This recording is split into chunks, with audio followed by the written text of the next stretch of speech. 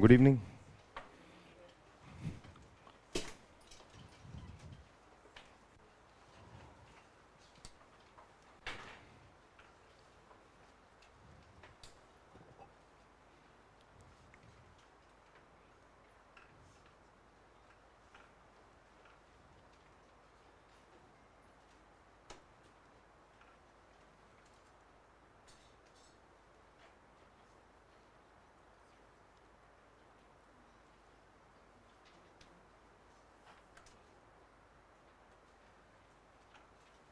Okay, so we have talked about credit to deposit ratio and other ratios like interest coverage ratio, okay, and capital adequacy ratio.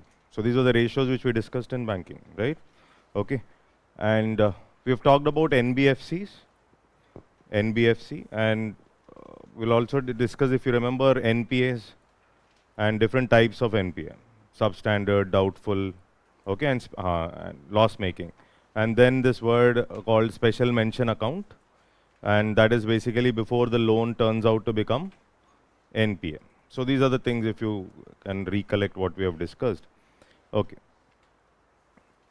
So currently the problem is with respect to credit to deposit ratio, and that is also one of the reason for RBI reducing the CRR rates. CRR rates? Okay, so CRR rates have been reduced primarily to inject liquidity into the banks. Okay. Now, of course, this is a very simple observation. Financial Inclusion Index. Now, this index basically talks about our situation with respect to financial inclusion. I would have mentioned the programs which we have implemented for achieving financial inclusion. One was the lead bank scheme in mid-60s, remember? And from there, we said banks nationalization, bank correspondent model, okay? And then cooperative banks. Then Nachiket More committee recommendations with respect to differentiated banking. So differentiated banks, two differentiated banks. One was small finance bank, another one is payment banks. So currently, and then comes Pradhan Mantri Jan Dhan Yojana. Now currently what we observe is with respect to financial inclusion index, okay, so we are doing okay. So here we can see the index has risen to 64.2 in March, up from 60 in March 2023. And it is a comprehensive index incorporating details of banking, investments, insurance, postal, as well as pension sector. So that means this shows that financial inclusion as such has been increasing because of the reforms taken by the government. I hope it is clear. Okay, so very simple there. Then there is this word here called ombudsman scheme. What is ombudsman? Anybody?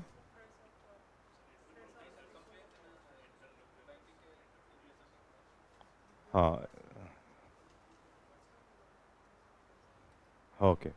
And this is basically to handle complaints related to banks. Now, banks as well as NBFC. Now the question is, in the recent past, why complaints have increased? The reasons being, one is online lending has increased. Okay, cyber issues and many other things. So therefore, the role of ombudsman started increasing here.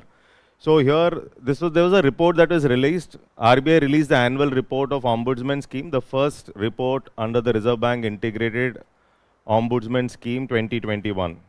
So what is the main objective? The objective is to provide cost-free redress of customer complaints. That is the main objective. So the main objective of Ombudsman Scheme is to basically cost-free redress of customer complaints.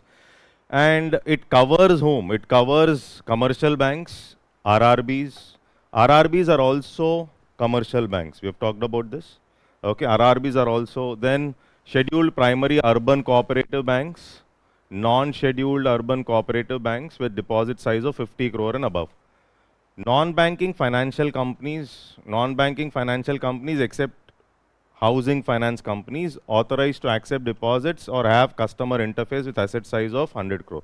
So how do we remember? One is the commercial banks, RRBs, cooperative banks, okay, non-banking financial companies, and also payment participants and credit information companies. So this is basically to understand, to resolve complaints related to these aspects. That is what you have to remember here.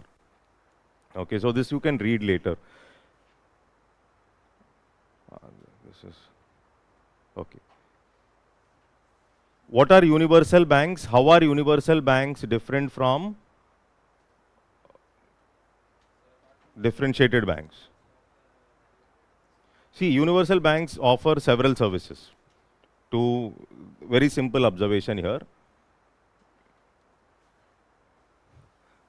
So one is we talk about universal. Another one is the differentiated banks.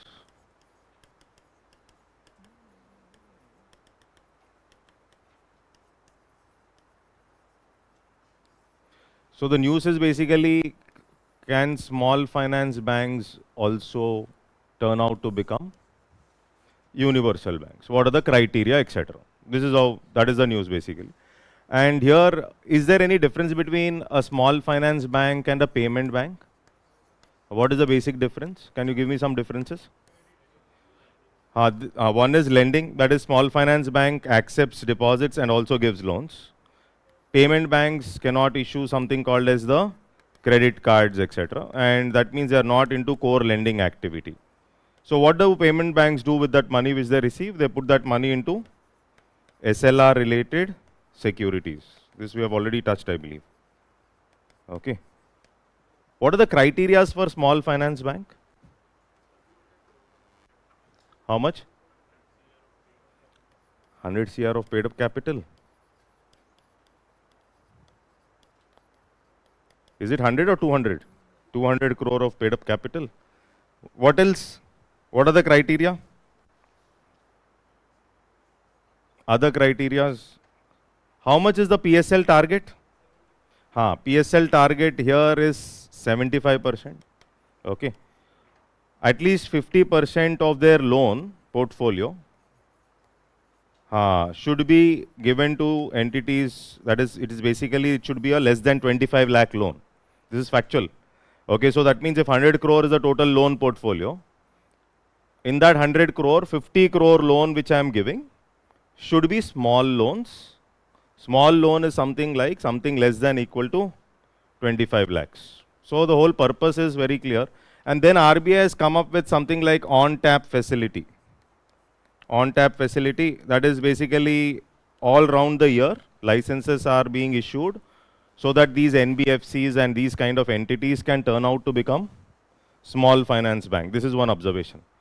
Now these are specialized entities which are operating in niche, or we call it as specialized banking, differentiated banking, or niche banking. So that is one aspect. Now here let's go to the news. Okay, so RBI sets eligibility criteria for small finance banks to transit into universal banking under on-tap licensing. Okay, so this is what is the news basically. So what is on-tap licensing? It was introduced in 2016 for allowing banks to apply for banking licenses with RBI throughout the year. Earlier RBI used to call them. Okay, so now it is like RBI is more pro giving licenses for these kind of entities like small finance banks, etc. through on-tap licensing. Universal banks are banks that offer a wide range of financial services beyond commercial banking and investment banking, such as insurance, etc. Investment banking means these are merchant banks or investment banks. Merchant banks help in issuing IPOs, etc. Okay. When we talk about core functions of a bank, it is all about accepting deposits and giving loans. That is what is the core function. Merchant banking activity is banks helping companies to issue IPOs, etc. So that is what is merchant banking, etc. Until now, small finance banks were allowed to primarily undertake basic banking activities of acceptance of deposits and lending. So this is the main activity. Core, that is, small finance banks are primarily performing the core banking activity. What is the core banking activity? Accept deposits and give loans. That's it. Okay, so prior to this, banking licenses were granted upon invitation of applications by RBI to prospective players before this on-tap licensing. So before that, invitation of applications by RBI to prospective players. Now, first of all, what is the eligibility for small finance banks to transition into universal banks? So there are certain criteria that are specified. Okay, so that these small finance banks can convert themselves into universal banks. Okay, so one is minimum net worth of 1000 crores. They must be scheduled banks with a satisfactory track record of performance for a period of 5 years. These are all factual. Okay, so proper performance for a period of 5 years, net worth of 1000 crores, net profits in the last 2 financial years, net profit in the last 2 financial years. That means they should be posting profits, and their gross and net NPAs must be less than or equal to 3 and 1% respectively. Gross NPA less than 3, net NPA less than 1 over the last 2 years. Net NPA is gross minus the provisioning requirement. We have discussed that, if you remember. Provisioning coverage ratio. Okay, so these are criteria. And one more important criteria is the share should have been listed on a recognized stock exchange. Okay, one is net worth criteria. Okay, second is net profits in the last 2 financial years. Okay, proper performance, satisfactory track record for a minimum of 5 years. Are you able to get this? Criteria with respect to NPA, gross NPA less than 3, net NPA less than 1, and they should be listed on a stock exchange. Okay, so this is how, these are the criteria. And during the period of this transition, when we are transiting from the small finance bank to an urban universal bank, there should not be new promoters or changes to the existing promoters is permitted during the transitions. You know who are promoters, right? Somebody who is establishing the company, the promoters of the company, right? So there should not be any changes with that. So no changes are allowed to promoter shareholding dilution plan previously approved by the RBI. Okay, so why? Because if the company is in losses generally, or if a small finance bank is in losses, the promoter might dilute his ownership and go off. Okay, so generally promoters, if the promoter has more holding in the company, then he is more interested in uplifting the company. But if he is diluting his ownership on a consistent basis, it's an indication that he does not have so much of trust on the institution. That is one reason, and during that period, the transition is not taken into consideration. Okay, so now here this is about small finance bank. So they are registered under the Banking Regulation Act with no restrictions on where to operate. So they can give loans, okay, not just the rural as well as urban areas. Unlike payment banks, they can accept deposit and also give loans. We have talked about what is adjusted net bank credit in the previous class. Remember, adjusted net bank credit. Okay, so requirement is 75% of their adjusted net bank credit to their priority sectors. 200 crore is a general criteria of capital requirement for small finance banks, except for some exceptional banks, some small finance banks. But most general criteria is 200 crore. Okay, so announced in the budget 2014-15 for financial inclusion based on the recommendations of Nachiket More Committee recommendations 2013. Is that clear? Understood? Okay, so there's nothing like a great concept here, but at the same time, there can be a question in the exam. Okay, so what is universal bank? RRBs, what is the priority sector lending target? 75%. Okay, so to set up an RRB, there is a ratio of center, state, and a sponsor bank.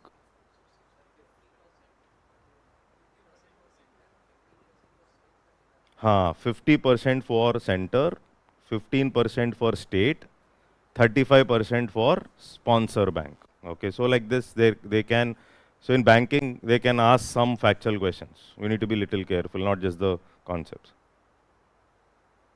Is this clear till there? Yes. Now, the other day we have discussed the basic difference between a cooperative bank and a commercial bank. Commercial banks, generally in cooperative banks, what will happen? The members of the bank are the borrowers. Members of the bank are the borrowers when it comes to cooperative banks. Okay. Cooperative banks generally operate on the concept of no gain, no loss. Is that okay? And earlier cooperative banks were under dual regulation. Dual regulation? Dual regulation means one, they are registered under the State Cooperative Society Act and also under the regulation of RBI. Okay, but after 2019-20, the regulation of cooperative banks, especially with respect to appointment of CEOs or how cooperative banks will get the audit done, etc., these things were brought under RBI guidelines because they have observed that there is no transparency with respect to their audit guidelines, and that is the reason they have brought this mechanism, the regulation of cooperative banks, under the control of RBI. Okay. Now here this is about a word called dividend equalization fund. Okay. First of all, what is dividend? So from the profit which company earns, the company starts distributing dividends to the shareholders. Okay. This is one important observation. Now, are dividends given to bondholders? No. Bondholders are given interest. Only shareholders would be given dividend. Okay. Now, the question comes up, what if company is not making profits? Generally, if the company is not making profits, the company will not distribute dividends, as simple as that. So only when the company makes profits, from its profits, certain portion of its profits, it will distribute it as dividends. And the tax which the company pays while distributing these dividends is also called as the dividend distribution tax. So whenever the company is distributing dividends, the tax which this company used to pay, I'm saying which this company used to pay because right now there is nothing like DDT, dividend distribution tax. So the tax which this company used to pay on the dividends distributed is nothing but the dividend distribution tax, which is the direct tax. Now the question comes up, there are preferential shareholders as well as equity shareholders. For the preferential shareholders, this dividend distribution, there is a fixed amount of dividend that will be given to preferential shareholders. But for equity shareholders, who are the real owners of the company, there is nothing like a guaranteed dividend. Though the company makes profits, it is up to the company. If it wants to distribute dividend, it will distribute. If it is not interested in distributing, it will not distribute. Generally, startups, small firms, they don't distribute, they reinvest it back into the company. That means there is no guarantee that compulsorily dividend has to be distributed. This is clear. Now the question is, what is this dividend equalization fund? This is a fund that was created. Okay, so from the profits you earned earlier, now you are putting some money into this fund. From the profits we have earned earlier, we are putting money into this fund so that you can use this money for giving dividends in the future when the company does not make profits. Okay. Is that okay? Now the question here is, RBI was saying don't do this. It is against the rules. And one important observation is, this amount, earlier RBI allowed them to do it once, where these banks were putting the money into this dividend equalization fund, and the money which was going into this fund, they were showing it as their tier 1 capital. Tier 1.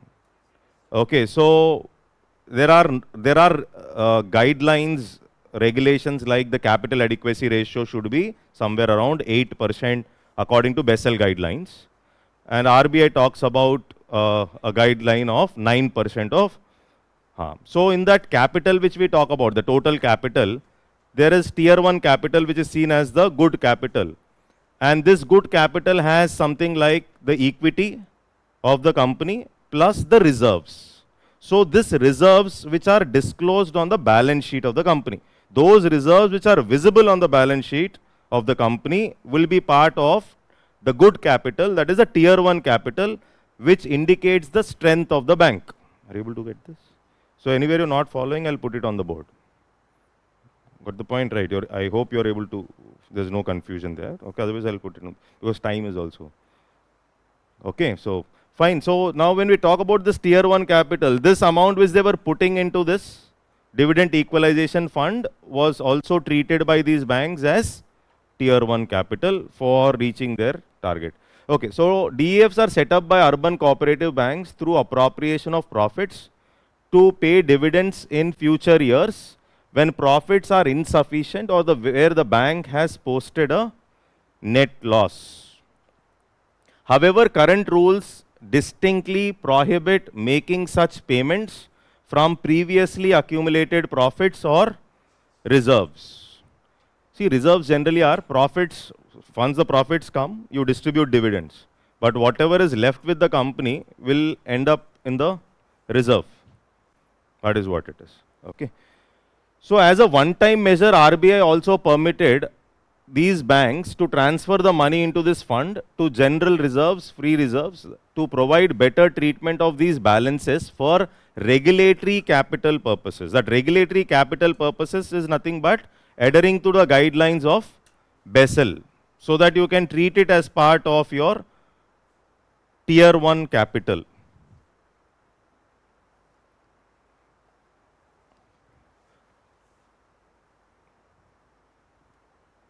Okay, so this is the formula. I've written this formula in the previous class, no? Did I? Yes, this is the formula I've written. Okay, and in this, there are two types of capital. And here in the denominator you have. This is what we call it as core or good. This is something that is not visible on the balance sheet, non-core capital. More is this capital, more stronger is the bank. Okay. Only Basel 3 talks about, see Basel 3, two things. One, to all India financial institutions, they said we will have to extend these Basel guidelines. Number one. Number two, Basel 3 also says there should be a minimum requirement of tier 1 capital. That minimum requirement was not there in Basel 1 nor Basel 2. This is what is one more observation. Is that clear there? Okay. Now, legal status, these urban cooperative banks are registered as cooperative societies either under the State Cooperative Societies Act of the state concerned or the Multi-State Cooperative Societies Act. It is under dual regulation. One, the RBI regulates and supervises banking functions under the Banking Regulation Act 1949. States or the central registrator of the cooperative society supervises. But right now when it comes to audit and other things, it is purely RBI. Now, there is a lending guideline that has been brought in. This lending guideline is, these banks have been mandated to achieve priority sector lending target of how much? 75% by March 2026. Okay, so they are asked to reach this target of 75% by March and are allowed to lend money for agricultural purposes. So this is one more important observation which you will try to keep in mind. So when we talk about urban cooperative banks, there is a classification of these banks into 4 tiers here. You can see there are 4 tiers here. Okay, so one is, you have the tier 1, tier 2, tier 3, tier 4. So the fourth one is those with deposits more than 10,000 crores. Here the deposits are up to 100 crore, or those urban cooperative banks where you have one unit or you have only one branch in one district, etc. These entities basically are covered in the, I don't think they will dig deeper into these numbers, but just for understanding, there is a 4-tier structure. Okay, so there's a 4-tier structure when it comes to urban cooperative banks. 2, regulation of urban cooperative banks. 3, what is the basic difference between a cooperative bank and a commercial bank? 4, what is the target right now that is fixed for these banks to be achieved by March 2026 with respect to priority sector lending?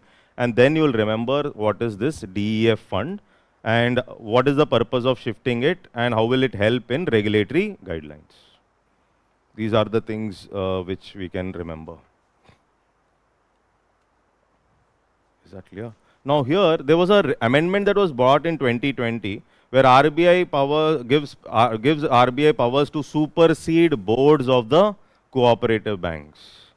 So that means it brought management governance winding up under RBI purview. Earlier there was one question. Banks have to take the permission of RBI under which of the following circumstances? Setting up new branches, okay, or winding up the bank, etc.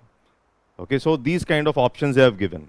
So RBI, regular banks have to take permissions for extensions as well as closure also. That means you're closing down the banks also. You need to take the permission of RBI. So winding up of banks, expanding banks, etc. For all these permissions have to be taken. Now here also the same thing here. RBI starts now to bring these urban cooperative banks under the control of RBI. Is this clear? Now one important observation here. There is one umbrella organization that is suggested which will act on behalf of these urban cooperative banks, and that is National Urban Cooperative Finance and Development Corporation Limited. So this is one body. NUCFDC is an umbrella organization registered with RBI, and it will work like an entity, or we can call it as a self-regulatory organization for urban cooperative banks. Self-regulatory organization for urban cooperative banks. So it will help these banks raise capital. One is it will help these banks raise capital, and also making these urban cooperative banks compliant with RBI guidelines. That means it will make the banks compliant with the guidelines of RBI, number one. Two, it will also help these banks raise capital. Capital raise target around 300 crores and offers fund management and other services. So this is one important organization which is suggested, which is registered as a type 2 NBFC. Okay, so now there are different types of NBFCs. Okay, so when we talk about NBFC, one is the deposit taking NBFC. Then we have the non-deposit taking NBFC. Okay, and you have the housing finance companies under these entities, under the NBFC criteria. Okay, so and NBFCs are also regulated by RBI. NBFCs don't maintain CRR and SLR. NBFCs don't maintain CRR and SLR. Okay, deposit taking NBFCs also, they also only take term deposits. They don't accept demand deposits. Earlier there was NBFC liquidity crisis. Of course, that's not current affairs. After which RBI has increased the regulation of NBFCs. So this earlier regulation of NBFCs was basically NBFC NDSI. So NBFC NDSI is something like systematically important non-deposit taking NBFC. So in NBFCs also, there is a classification of systematically important NBFCs. In banks also you have this classification after the Lehman Brothers collapse. Lehman Brothers collapse, these are banks which are too big to collapse. They should not be collapsing, because huge banks collapse, then there will be a problem with respect to the economies. So they are too big to fail. And in the same concept, even NBFCs also have NBFC NDSI, which is non-deposit taking NBFCs, which are systematically important, which are huge. And these NBFCs raise money from the economy, and such NBFCs collapse, there is going to be trouble. So this is the basic difference between a bank and NBFC. And you also have systematically important banks in India, which have to maintain additional capital than the regular banks so that they can maintain strength. Is that clear? Okay, similarly, NBFC NDSIs, RBI's guidelines are going to be more stringent, obviously because there was already a liquidity crisis that took place earlier with respect to such huge NBFCs. Now, here you are going to set it up as an NBFC, but its primary function is something like it will act like an umbrella organization, or it will operate as a self-regulatory organization for the sector, urban cooperative bank sector. This is what is the information.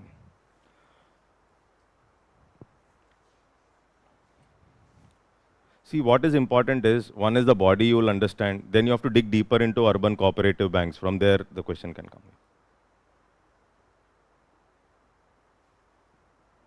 Not able to.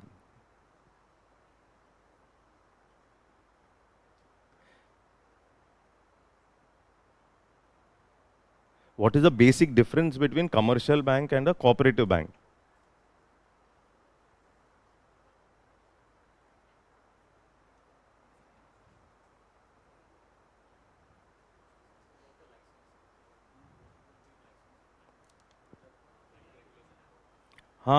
See, both are regulated by RBI right now. But the registration part, it is under the state government when it comes to cooperative banks. Okay, so but even right now, cooperative banks are regulated under the Banking Regulation Act 1949. Getting it? Okay. Another difference is, as we have mentioned, cooperative banks will not be running for profit.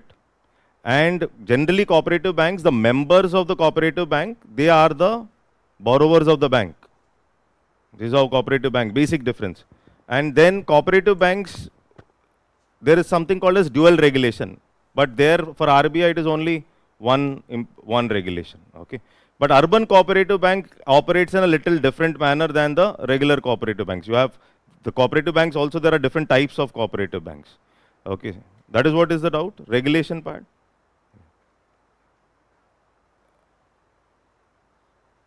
Okay, fine. See, prompt corrective action.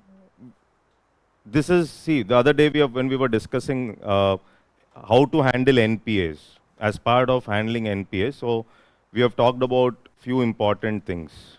One is what is NPA, okay, and then we have discussed something like different types of NPA.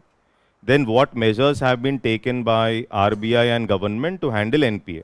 So measures taken by RBI and government to handle NPA. One thing which we have discussed is, one is special mention account, asset quality review. Okay, so what are the different things which we have discussed? One is the special mention account of RBI. I hope you remember this. Then asset quality review, which was brought in around 2015-16. Okay, this is also there. Then prompt corrective action list. So this prompt corrective action will focus on which all criteria?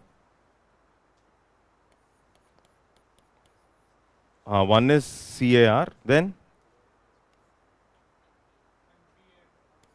NPA and return on asset. These are the criterias which return on asset. Return on asset will tell about the profitability of the bank. Okay, so these are the criterias which will be taken in to put a particular bank into this prompt corrective action list. So once it is in this list, then the supervision is going to be at a higher level. That is what is the logic basically. So capital adequacy ratio not reaching the target, or NPAs are very high, or the return on assets are low. That is when they will be pushing it into the PCA list. Okay, then I have mentioned something like PCR, provisioning coverage ratio. Okay, then I have mentioned something like a ratio called as slippage. Mentioned it. This is also related to NPA. Everything is related to NPA. Slippage is also related to NPA. Then we have talked about IBC 2016. I did not discuss. I'll discuss once it comes. It is there anyhow. So IBC was insolvency and bankruptcy code. So now government says that we are successful because of IBC. Okay. So any other ratio did I mention? These are the things. Okay. Okay. Now here you can see RBI issued framework for the urban cooperative banks to address the financial health of urban cooperative banks with greater precision and flexibility. It will be effective from 1st April 2025, replacing existing supervisory action framework to all urban cooperative banks in tier 2, 3 and 4 categories, with the exception of those under all-inclusive directions. So here if you see, these are the urban cooperative banks which can be pushed into the PCA list. PCA list. Okay, so that is what that means the PCA list is extended to even urban cooperative banks.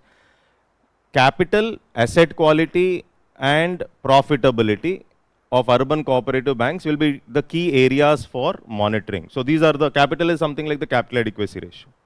Okay, asset quality and profitability of urban cooperative banks will be the areas taken into consideration for monitoring. Okay, or a financially unsound and ill-managed urban cooperative bank can be brought under the PCA if it breaches the risk threshold. Same logic, that is, you will have a higher supervision with respect to these banks. Okay. So this is basically tier 1. One is the number of deposits are less. Okay, second is it is only one branch kind of institutions. That is the main reason. So you can't regulate everything. That is the reason they are regulating the those entities which have a higher impact. As simple as that. Okay, so that is the reason, because the deposit size is also limited. Microfinance sector. Okay, so we've touched it last class.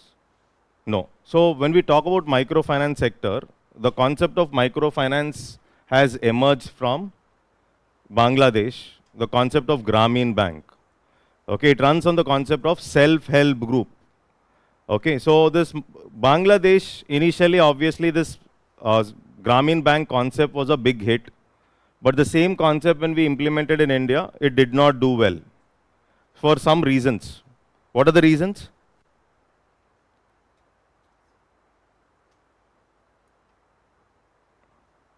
Why microfinance institutions failed in India?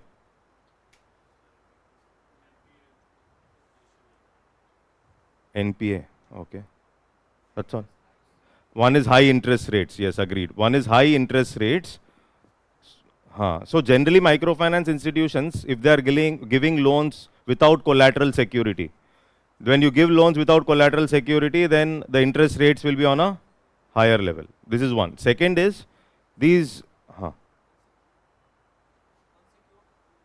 unsecured loans. Unsecured loans, number one. Number two is these microfinance institutions, the bigger microfinance institutions started developing in India, and they were working towards profits. And that is the reason recovery methods were harsh, and listing of these companies was also done on the stock exchanges. So every quarter they have to show profits. To show profits, what will you do? You will increase the interest rates further, and you will also try to recover with recovery methods would be harsh, and profitability becomes more important than the original purpose of a microfinance institution. So because of these reasons, many farmers committed suicide in Andhra Pradesh earlier. And that is when RBI started regulating microfinance institutions. RBI said, we will bring in these microfinance institutions under the regulation of RBI. So that is what RBI did. So why did RBI do that? The reason being very simple. The reason is they were operating for profits, and farmers struggled in many of the states, including Andhra Pradesh. And that is when RBI decided to regulate the bigger microfinance institutions called as NBFC MFI, based on the recommendations of Melagaon Committee. So since there were a lot of problems with respect to microfinance, this committee was appointed, which is Melagaon Committee, which has come up with a framework with respect to regulating microfinance institutions which are set up as NBFCs. These are big entities which also have listed themselves with stock exchanges, but they have to be adequately regulated by RBI. So one is the Melagaon Committee recommendations. Then Mohammad Yunus laid the foundation of microfinance institutions by setting up Grameen Bank in Bangladesh in 1970s. So what is the main logic of microfinance? It offers financial services like small value loans to poor and marginalized sections who lack access to formal banking credit. Actually, the concept of self-help group is also same. Self-help group also, the lending, if the loan is defaulted, the liability of the loan lies on the group as such. It is not on the individual. Okay, so all collateral-free loans to individuals belonging to low-income households, that is households having an annual income of 3 lakhs, are treated as microfinance loans. This is the criteria for treating a particular loan as a microfinance loan. Generally, these institutions charge higher interest rates compared to those charged by the commercial banks. Why? Because the reason being collateral-free. And therefore, since the risk is high, that is the reason they come up with charging higher interest. Okay. So self-help group bank linkage program initiated by NABARD in 1992 is one of the largest microfinance program in the world to provide financial services to unreached and undeserved poor households. In an SHG, all members of a group take responsibility for a loan that an individual member takes. This was the previous UPSC question.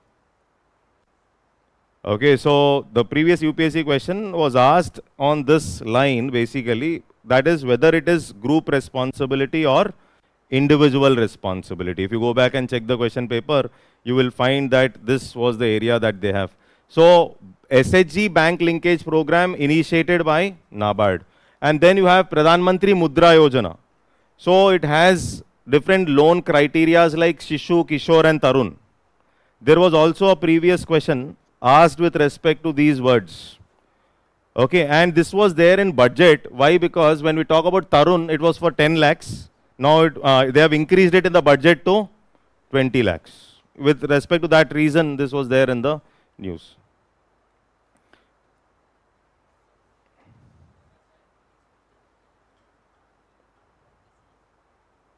What are the entities that does not come under RBI PCA?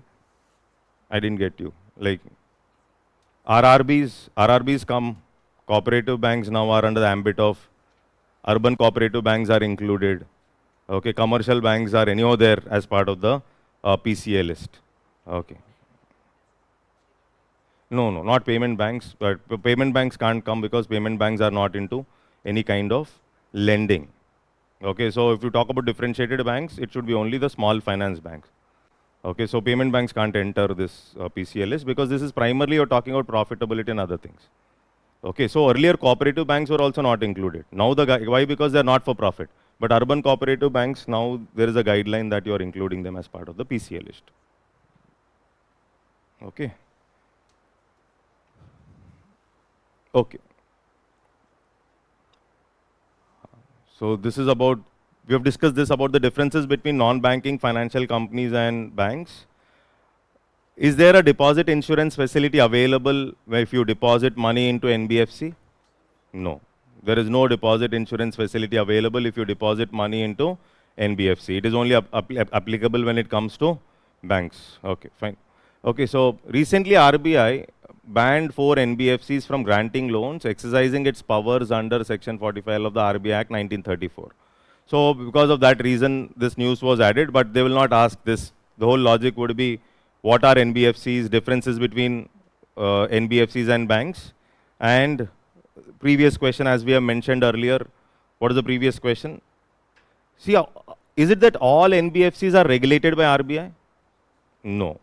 Most of the NBFCs are regulated by RBI. There are some insurance institutions which are registered as NBFC. They will be regulated by IRDA. And there are some NBFCs which are going to handle stocks related aspects. They will be regulated by SEBI. So this is about the differences. Okay. Now, scale-based regulation for NBFCs. So NBFCs are also now segregated into 4 layers based on their size, activity and perceived level of risk. Okay. So one is the base layer, middle, upper and top. Okay. So base layer consists of NBFCs having an asset size of less than 1000 crore.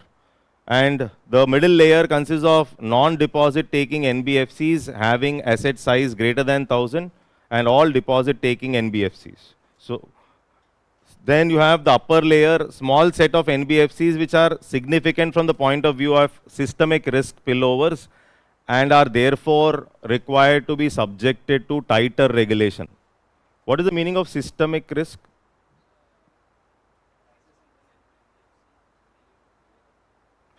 That is a spillover effect. So that is what is a spillover effect. That means big NBFCs, when they collapse, they will have a spillover effect. What is a spillover effect? It can affect the other areas in the economy. That is what is a spillover effect.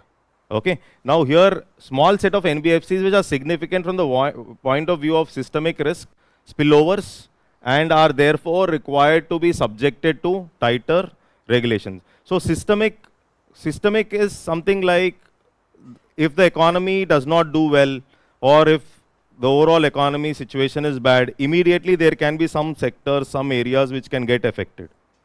So there can be some unsystematic risk which is specific to some companies, etc. That is, let's say a particular bank itself is not doing well, but overall banking sector, if there is a slowdown, overall banking sector, then the impact can be, let's say, overall financial sector, there is a slowdown, there can be some impact on certain NBFCs, which can get affected, which will have a spillover effect on other sectors.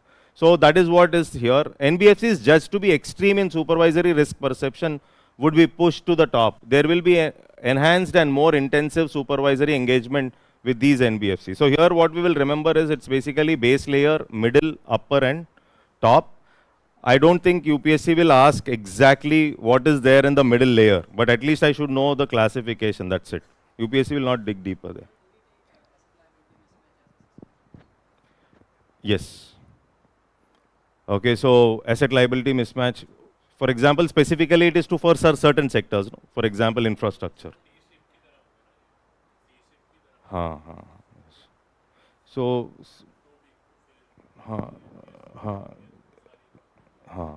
so too big to fail is here. If you observe the line, small set of NBFCs which are significant from the point of view of systemic risk spillovers. So this is suppose there is an NBFC which has borrowed money from the market, or it has taken money from banks.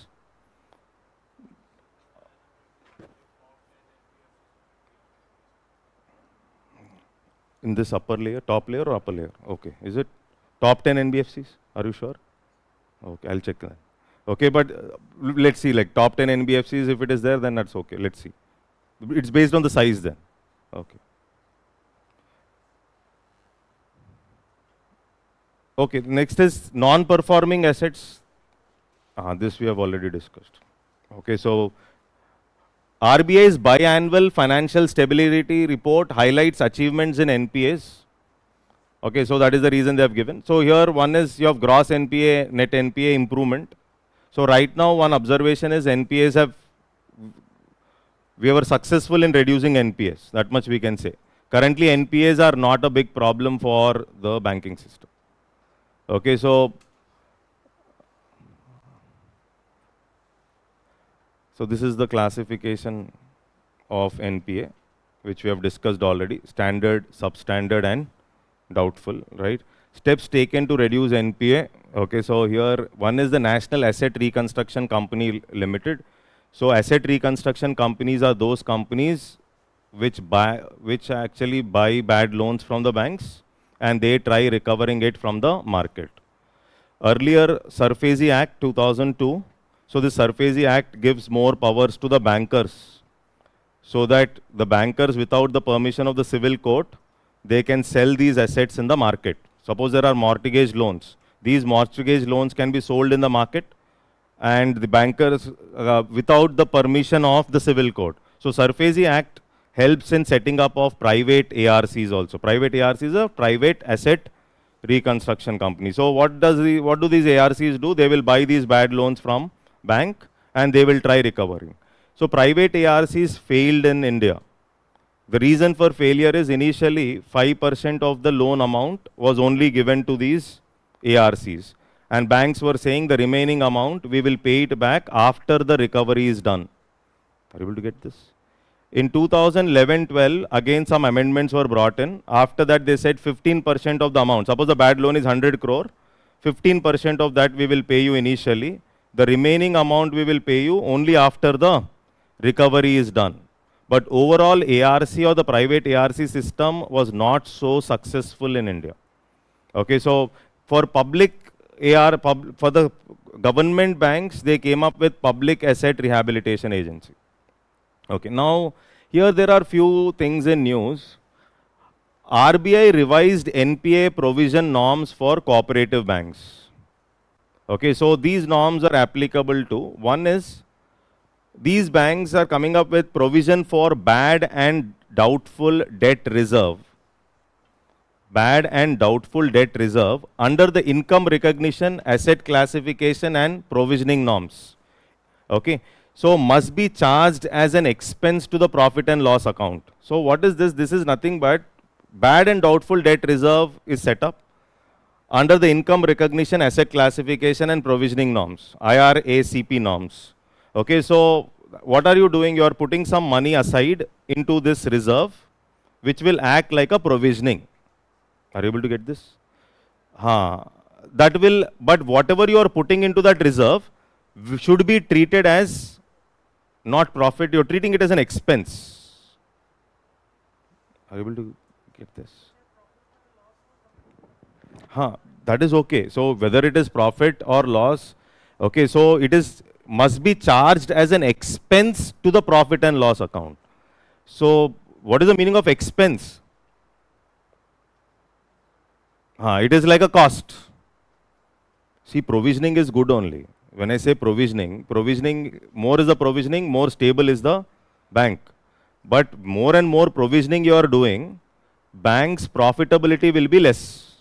Why bank's profitability will be less? How do I show this provisioning in the profit and loss account of the bank?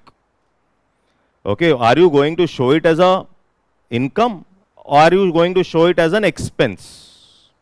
Are you able to get this? Okay, so this should be shown as an expense to the profit and loss account. Are you able to get this? That is what I don't think UPSC will ask. But this is a current affair. Not like that, no. So it is like whenever there is profit, it is okay. So profit income tax is okay. First of all, you're doing the provisioning, and if you're not showing it as an expense, your profit will be more. Okay, forget about tax. You look profitable first of all. Is that okay? Yes. Steps taken to reduce NPA. 1. Surface Act. 2. IBC. Asset reconstruction companies. Pravaha portal. Okay, so secure and centralized web-based portal to seek authorization, license or regulatory approvals. RBI revised NPA norms for cooperative banks. This is new norms. Provisions of BDDR under income recognition, this you are going to show. After complying with IRACP norms and other regulations, cooperative banks may allocate net profits to BDDR. Okay, so provisioning means that bank sets aside a prescribed amount from their own profits to cover probable losses. That is what is provisioning. I think this is a very simple word. And provisioning coverage ratio is provisioning divided by gross NPA. Provisioning divided by gross NPA. That is what is. But for cooperative banks, it should be charged as an expense. That is what is the meaning. Is this clear? Okay, so who is a willful defaulter? Willful defaulters are those who have the ability to pay, but they are not paying. So they are called as willful defaulters. Okay, so here RBI issues some directions on treatment of willful defaulters and large defaulters under RBI Act, Banking Regulation Act and Credit Information Companies Regulation Act. Okay, so who is a willful defaulter? Willful default with outstanding amount of 25 lakhs and above. See, willful default with outstanding amount of 25 lakhs and above. So this willful default occurs when borrower defaults in meeting repayment obligations to the lender and any one or more features are noticed. Borrower has the capacity to pay. This is the first criteria. That means he has the ability to pay, but he is not making the payment. Diversion of funds or siphoned off the funds. For example, this was seen with respect to Vijay Mallya earlier. Okay, so that means you have taken loans for one purpose, but you are using that money for some other purpose. Disposable of immovable or movable assets provided for securing credit. You have mortgaged some assets for getting the loan. Now you are also selling that asset or land in the market also. Very good, that is. Failure to infuse equity despite having the ability to do so. So these are certain criteria basically to call somebody as willful defaulter. And large defaulter, default with an outstanding amount of 1 crore and above, and where suit has been filed or whose account has been classified as doubtful or loss. So already suit has been filed, and the outstanding amount of 1 crore and above, they are called as large defaulters. Is this clear? Okay. This is earlier. So they have linked everything actually. So the question is, if something is in news, if it is continuously in newspaper, then only it will come in exam. Remember this. Okay, so basically once it appears that RBI has come up with some guidelines of NBFC, that doesn't mean that will come in exam. I think you're getting what I'm trying to say. So for example, there's a cooperative bank, guidelines are given, and that was consistently in news. For example, cooperative banks, 2019-20 it was there. Now again urban cooperative banks. That means yes, urban cooperative bank is important for exam. Got the point? So this is very important to identify like which are the areas. Otherwise in economics it becomes very difficult. Why? Because there are many technical things that keep coming. And every technical thing, of course we can discuss, but that will not come in exam. As simple as that. So that bifurcation we should be very clear. So for example, NBFC classification and the amounts that were there, that was asked in SEBI exam. So we're talking about the different levels of NBFCs, etc. Okay, so that such kind of questions being asked in UPSC, the chances are limited, very, very limited. Okay, but we should know that continuously something is coming. Yes, we know what it is or what did they do with respect to. For example, if you see this, RBI's biannual financial stability report highlights achievements of NPA. That means they've said that NPAs have reduced for most of the commercial banks, especially NPAs have come down below 3% except the cooperative banks. This is the news. So from there, basically we are talking about NBFCs and classification of NPAs and then what did they do, etc. And then I think you're getting my point, right? So that is the news actually.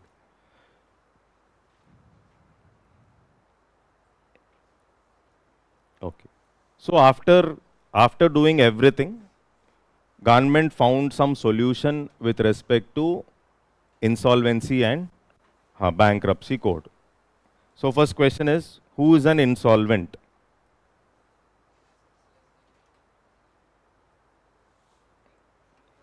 Defaulter. So somebody who is not in a position to pay back the loan he has taken. Simple. Then what is this bankruptcy code? It is a procedure to recover. As simple as that. Okay.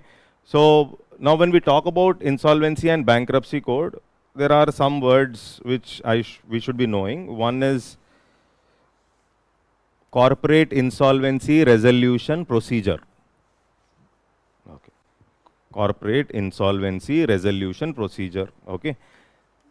Then words like operational creditor.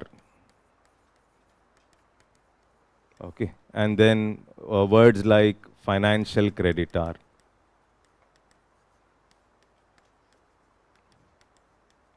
Or we talk about committee of creditors.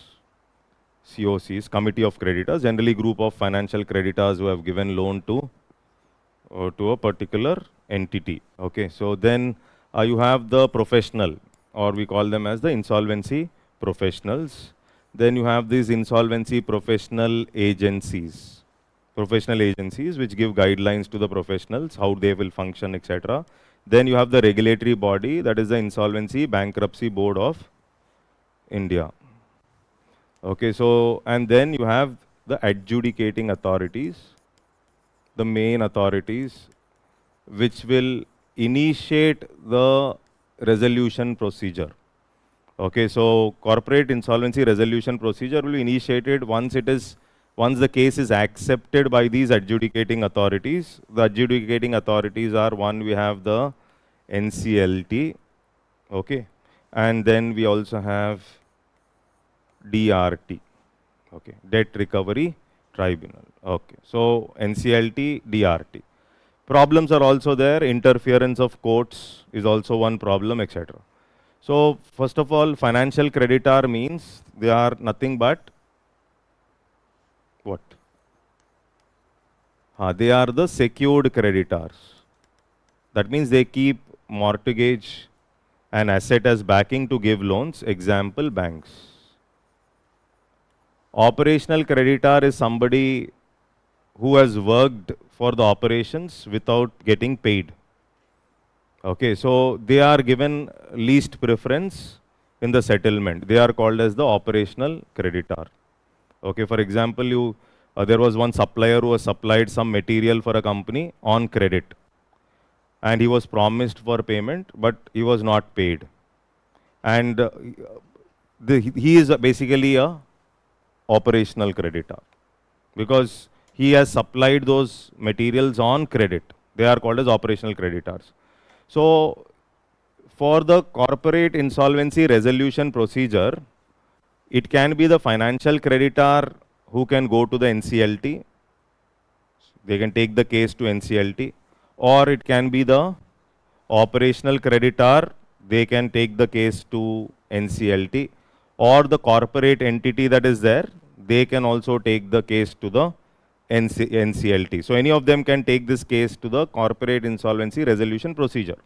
So what is the benefit of IBC? First benefit is once the case is accepted by the adjudicating authority, that is NCLT is going to accept it, then the procedure would be initiated.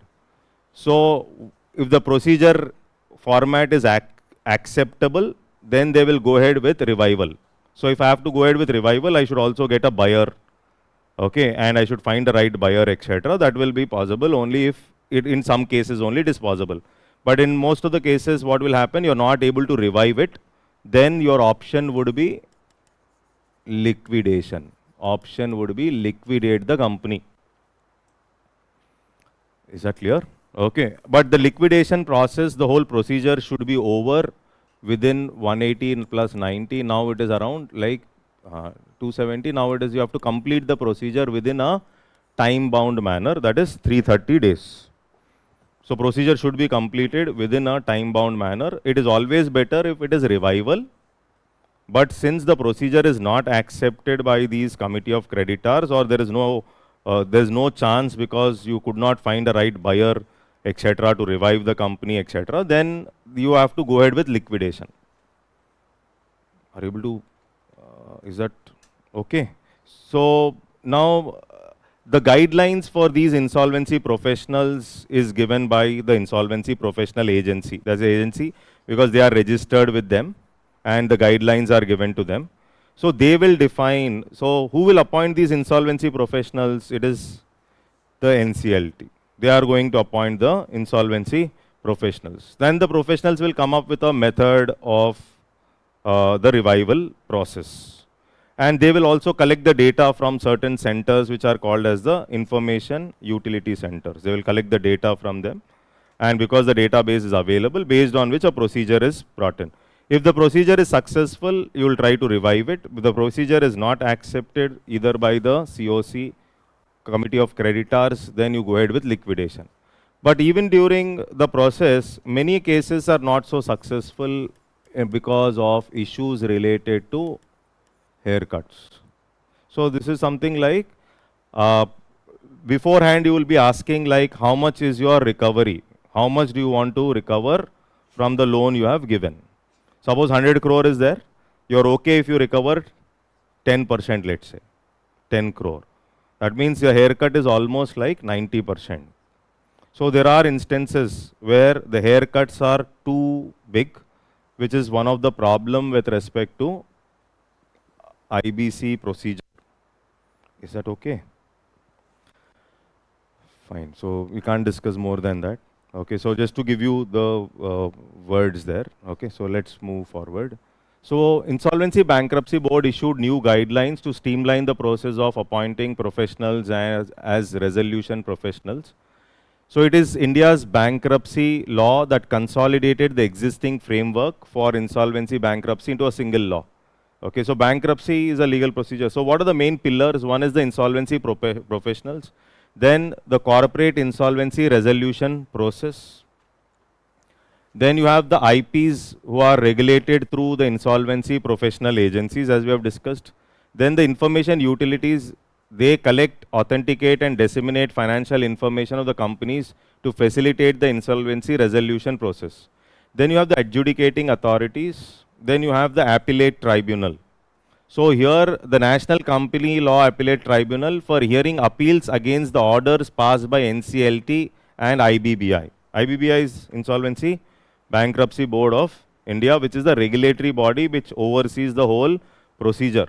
NCLT's decisions can be further appealed in the Supreme Court. So this is one problem, like though after a lot of effort now you have come up with some solution and then they can go for higher appeal also. There is nothing like a regulation or a restriction there.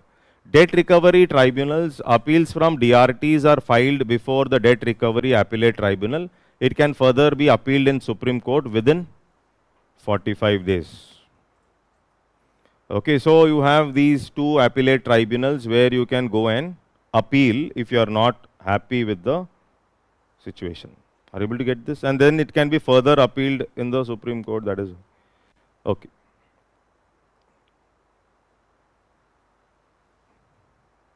Clear, no? Okay, so that is.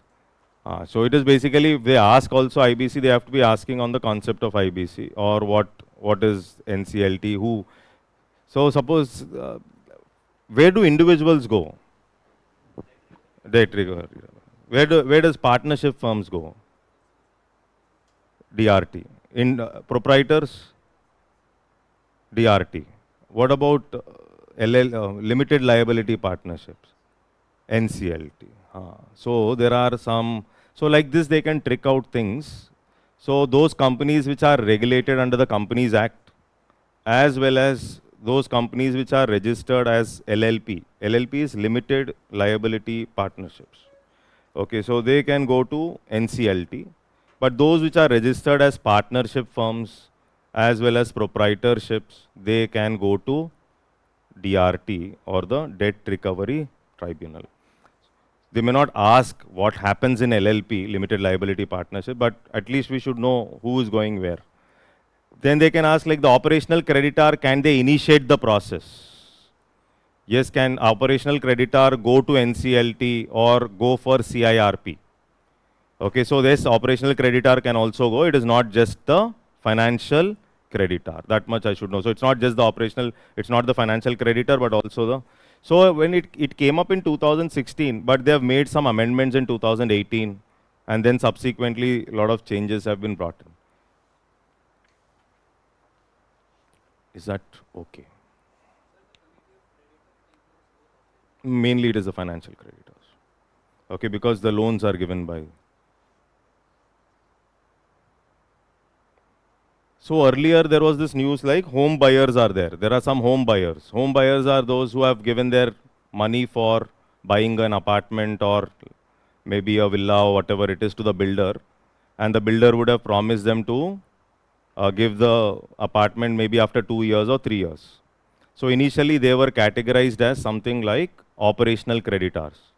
Why? Because with their money the builder is constructing the asset or maybe the building.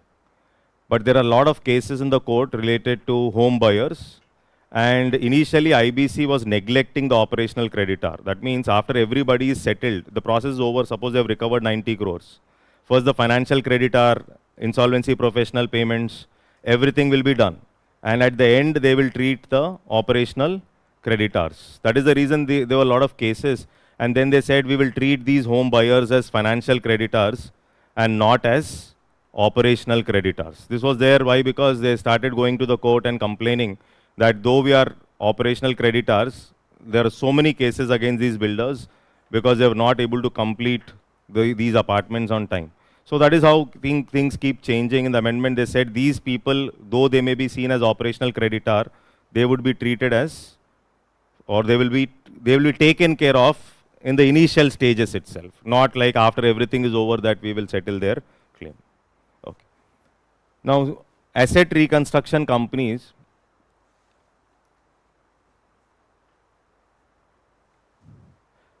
ARCs are required to resolve the assets within a maximum of 8 years of acquisition of financial assets and redeem the security receipts representing the assets. Okay, so here, first of all, RBI issued Master Directions, Asset Reconstruction Company Directions 2024 under the SARFAESI Act. That is the reason why we are discussing. Okay, so what is an ARC? It is a financial institution that buys NPAs from banks and financial institutions so that later it can clean up their balance sheets. So what is cleaning up? You're writing off the loans from the balance sheet. Then you can use your provisioned amount. Is that okay? Okay, so this is called as loans written off from the balance sheet. Okay.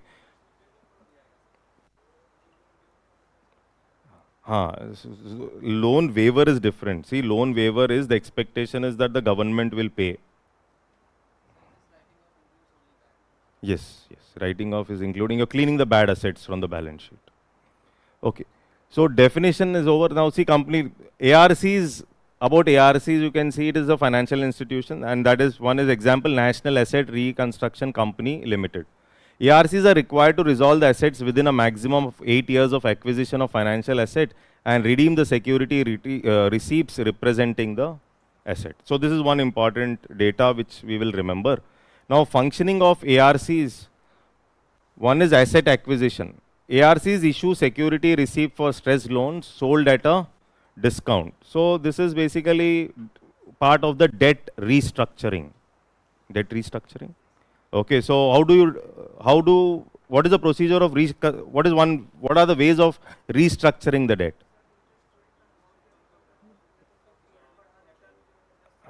Okay, no, suppose a company is there, the company was not in a position to pay back the loan, and now this has become a debt. Okay, so one way of restructuring corporate debt is by converting the debt into equity or shares, and if there is some trust in the company, you're selling it in the market, maybe at a lesser price. If there are buyers who are interested, they might buy these shares if they believe that the valuation of the company is okay and it will increase tomorrow. So this is one way of handling or restructuring debt. Are you able to get this? Debt restructuring for the corporate. Okay. ARCs charge a management fee of 1.5 to 2% of the asset value annually. Okay, ARCs charge a management fee of 1.5 to 2% of the asset value annually.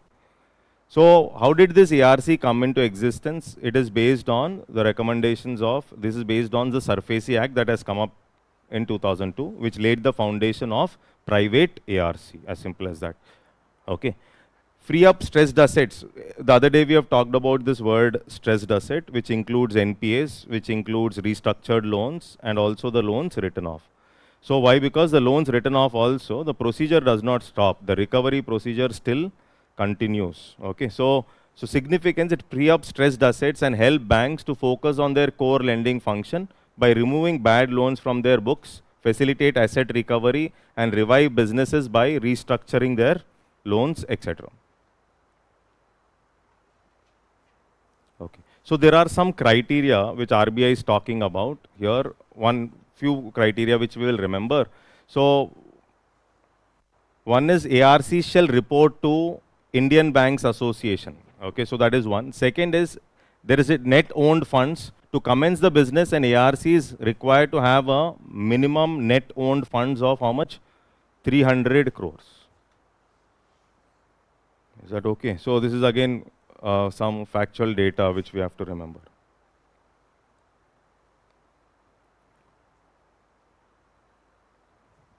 Okay. Too much of banking words, and they are quite boring also. Bad bank. ARC is nothing but bad bank, but bad bank basically they were using it for public sector banks. After 2017, they came up with public asset rehabilitation agency. So there they were talking about this, they were using this word called bad bank. Okay, so primarily to recover loan from the recover the NPAs of public sector banks. Is that okay? Now, let's go to this next discussion. Now, first of all, household savings. Of course, there was a mains question asked earlier with respect to this household savings. Now, why is it in news? The reason for it being in news is the fall with respect to the household savings. Number one. Second is increase with respect to the household debt. These are the reasons. One is the household savings went down, and then the debt of the households increased. With respect to that reason, you have this in news. As simple as that. Now, if you see some trend here from 2019-20 onwards, you can see the rate here. Here, household savings to GDP ratio. You can observe this. Okay, so 19.1, 22.7, then 20.1, and then comes down to 18.4. Okay, so now here you can see net financial savings and physical savings. Okay, so this is one data which is showing, you know what is physical savings? What is net financial saving?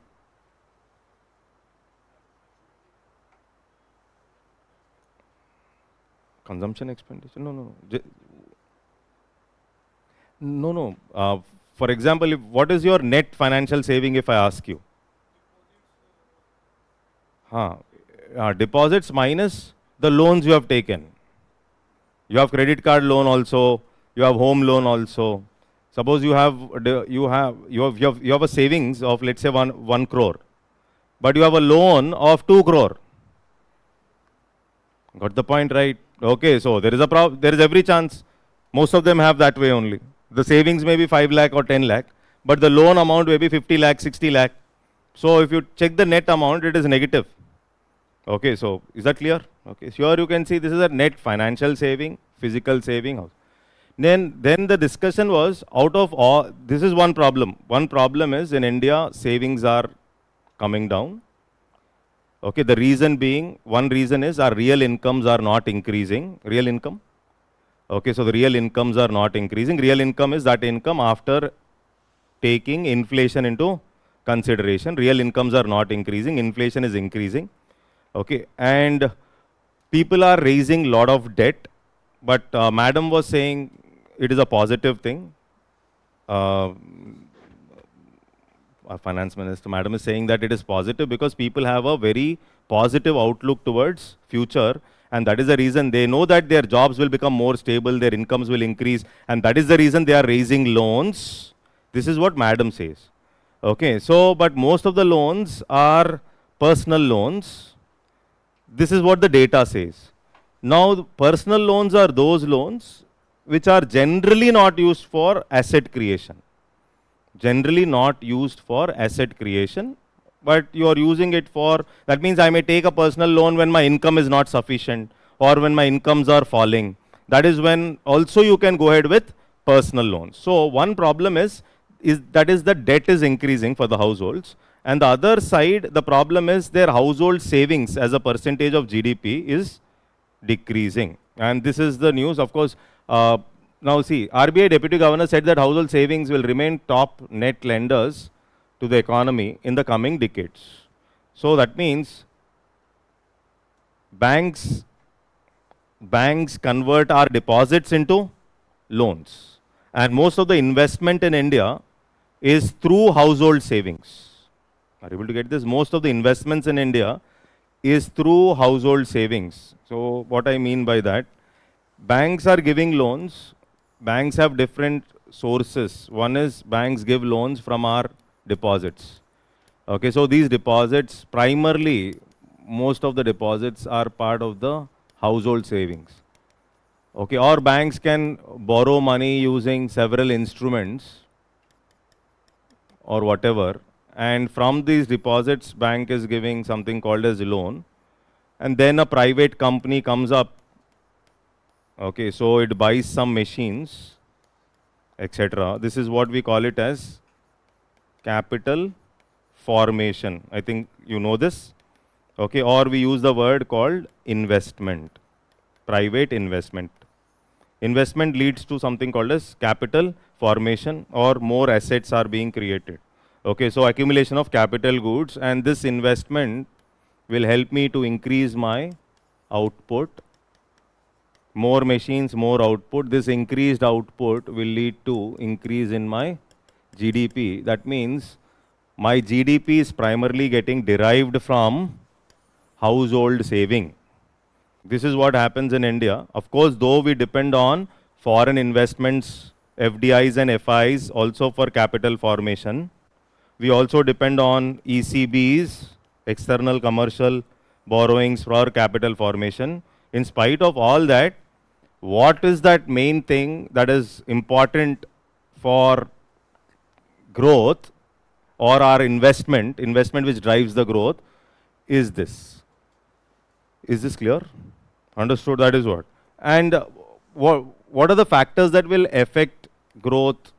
One is growth will be affected by previous UPSC question. One is the rate of investment. And two, growth will be affected by the capital output ratio. Is that okay? So growth is directly proportional to this rate of investment, Growth is directly proportional to the rate of investment.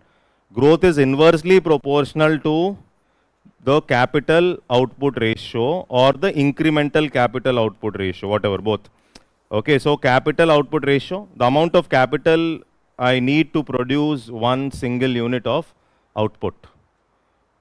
How much additional capital I need to produce one single unit of output. The lesser capital I need to produce one single unit of output, the more efficient we are. I think you know this formula. This is the rate of investment multiplied by 1 by COR, capital out. So earlier question was, which of the following factors will affect the growth and investment? So one option was capital output ratio. Okay, so till here I think. So now that is the reason household savings are very important. Okay. Household savings are categorized into financial savings. Okay. And decline in financial savings poses challenges for banking sector in maintaining liquidity and managing credit risk. Now this is the problem here. If you see the numbers here, so you see that physical savings percentage, are you able to see this? And see this net financial saving, not just the financial saving. You make an observation here, the physical saving. Actually, if you take the last 1 year data, 1 year data shows that investing in gold is more profitable than Nifty. Okay, this is the data. But that means just if I would have purchased gold and kept it in my pocket, then almost like I'm not exactly, I have not calculated completely, but it is around 23.5% is the rate of return.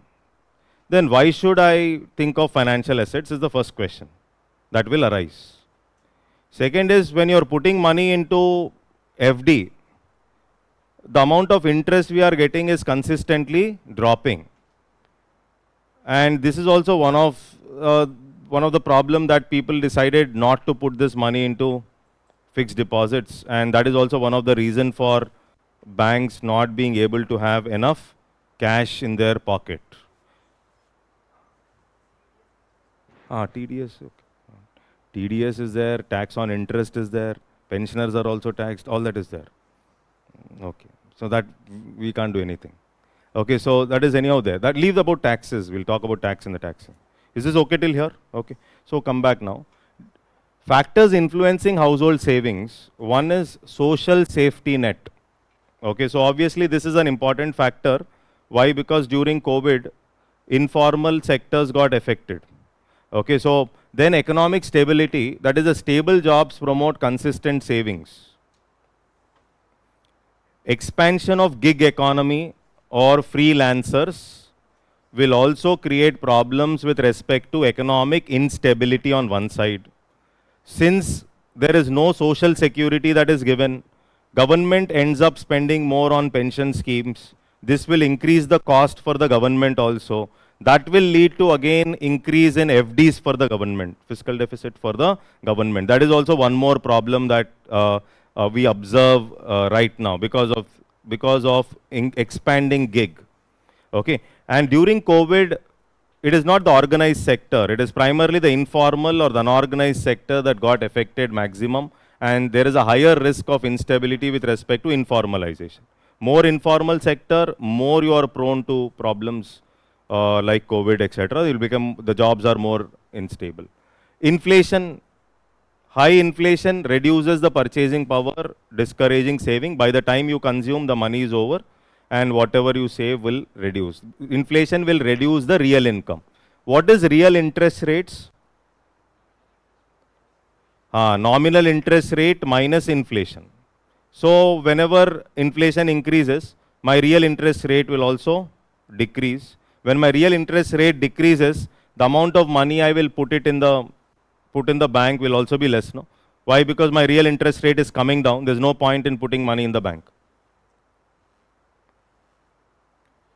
Okay.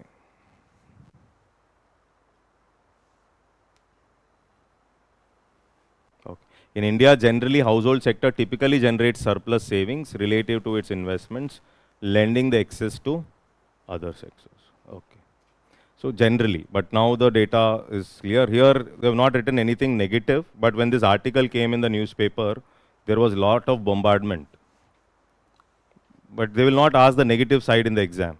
But what you should observe is, one is the data, what is happening, okay, so, and then what is net savings, etc., and what is happening to physical savings. What are the factors that will affect household savings, if there is a question. I'll give you a break in 2 minutes. Okay, I'll give you a break in 2 minutes. Okay, yeah.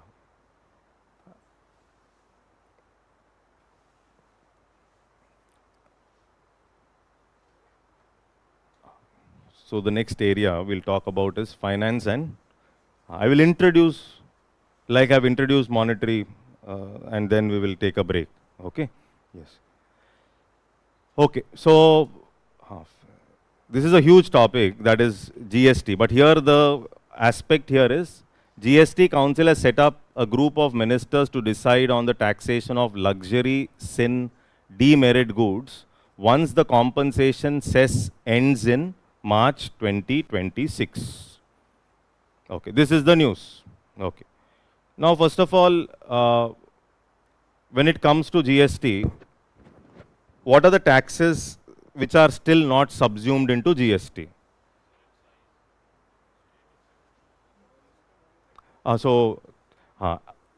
There are items which are outside GST. So outside GST is the 5 petroleum products, okay, electricity, sale and consumption, securities.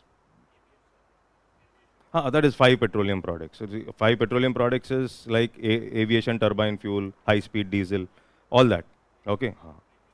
Liquor for human consumption, that is outside. Sale and consumption of electricity is outside. Okay.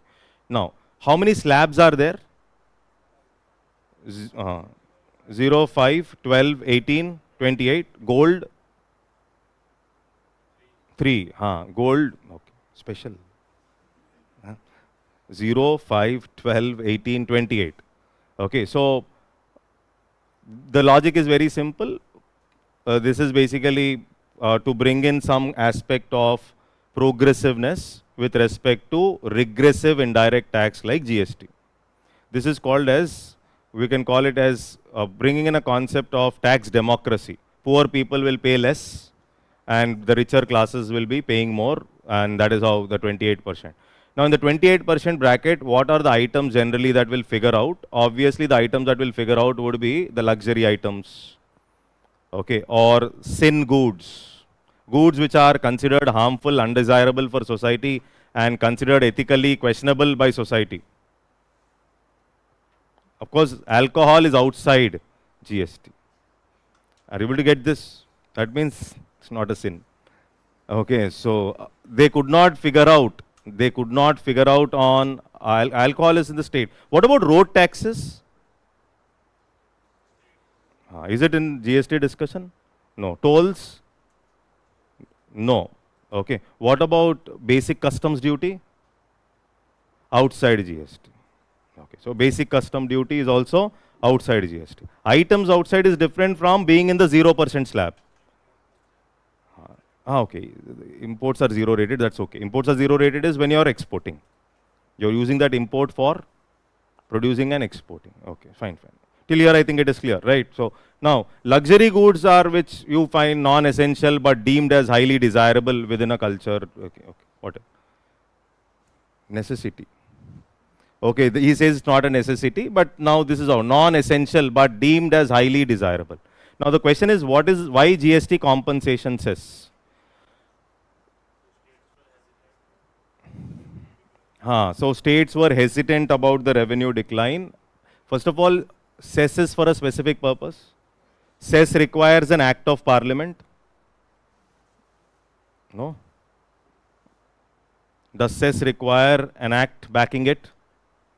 For example, we talk about education cess or GST compensation cess. Okay, cess requires a backing of the parliament. And cess and surcharge, both these proceeds will not be shared by the center with the states. Is that okay? Fine. Okay. Now, coming to GST compensation cess, GST, we have adopted a system which is destination-based GST, isn't it?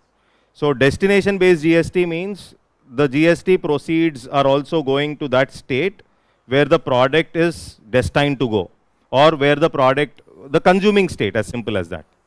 Okay, so the consuming state,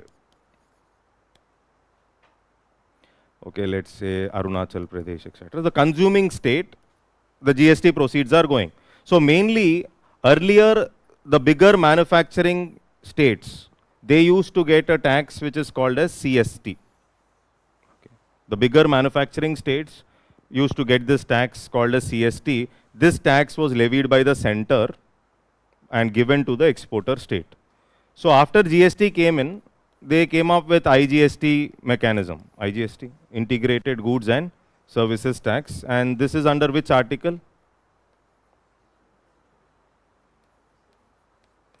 Okay.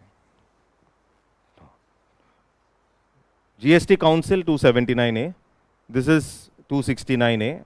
Dual GST system or special powers related to GST, that is 246A. 101st, you know this, I think, right? So there will not be any confusion. 101st Constitutional Amendment.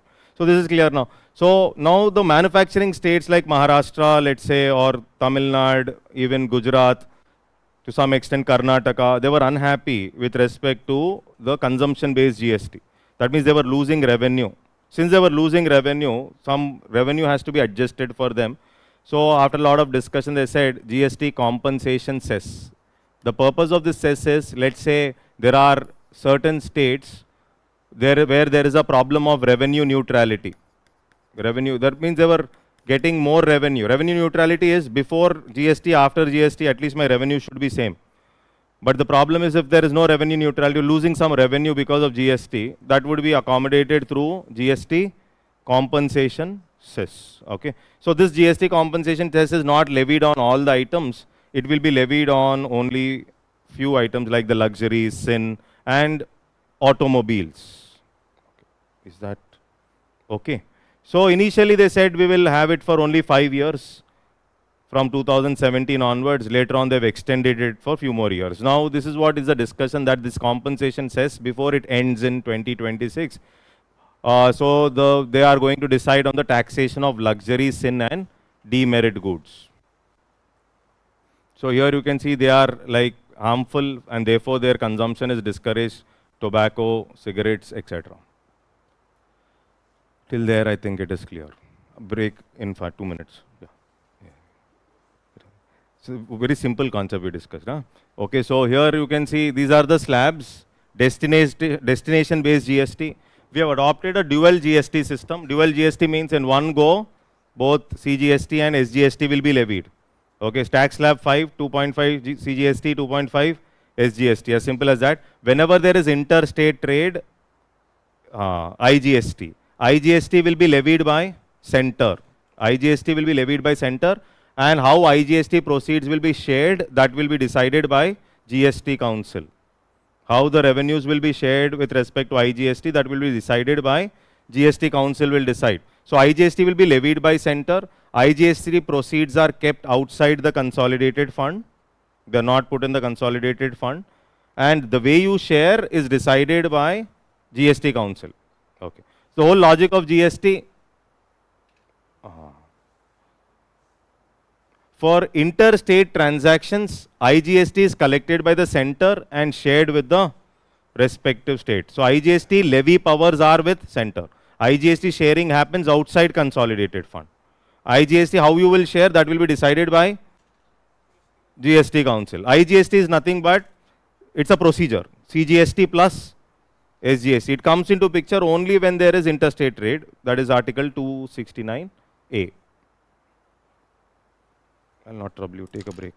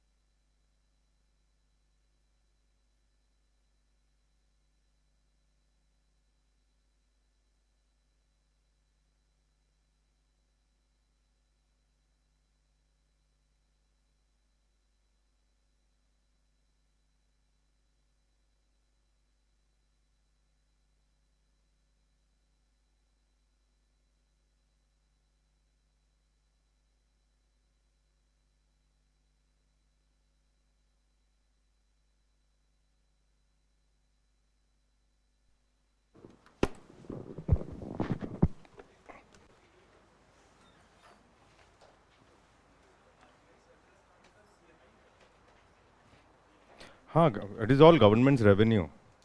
Where will the profits go? Profits of PSUs, everything, yes, same. Okay, so is the speed okay, or you feel it is slow?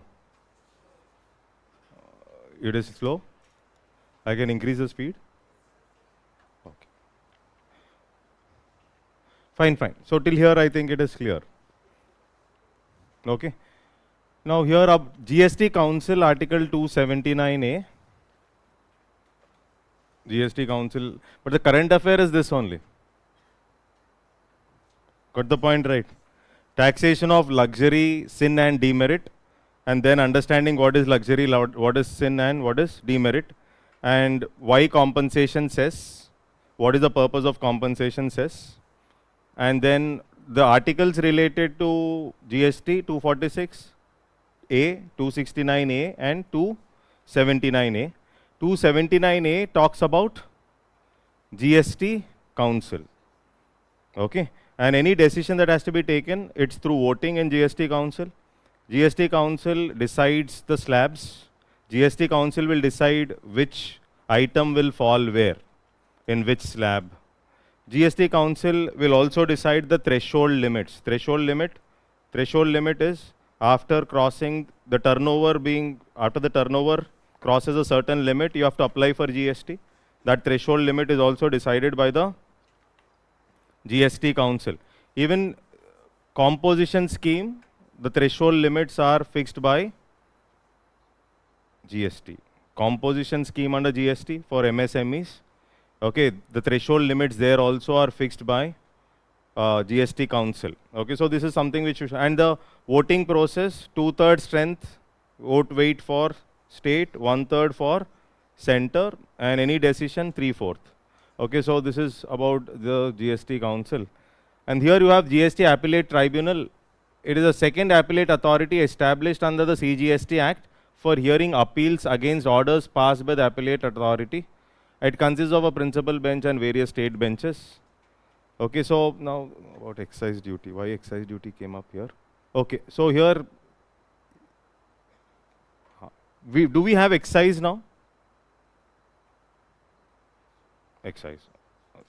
Okay, so excise is there on which all items?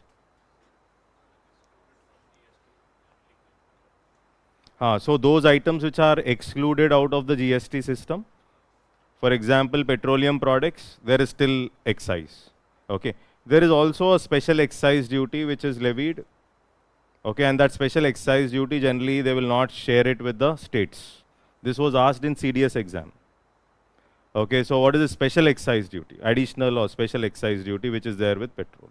Okay, so those items which are excluded out of the GST system, for example, those 5 petroleum products, it is clearly written that the earlier system is going to be followed. That means for those items, there will be what? Excise. Okay, fine. Is that clear?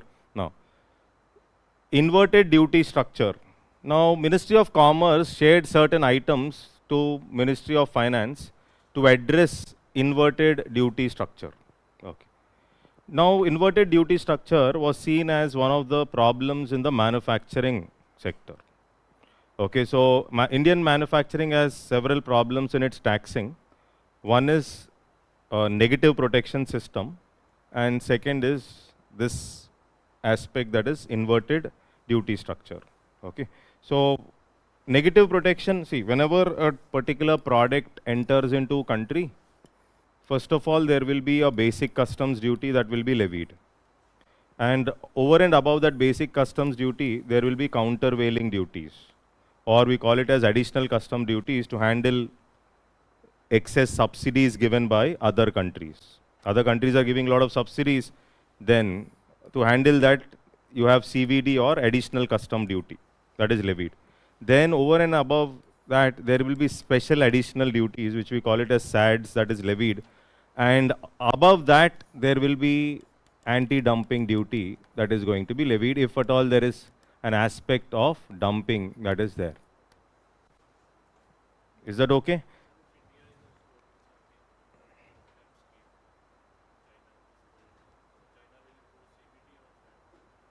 Obviously. See, this is basically based on It is not about China. We are buying. This is import.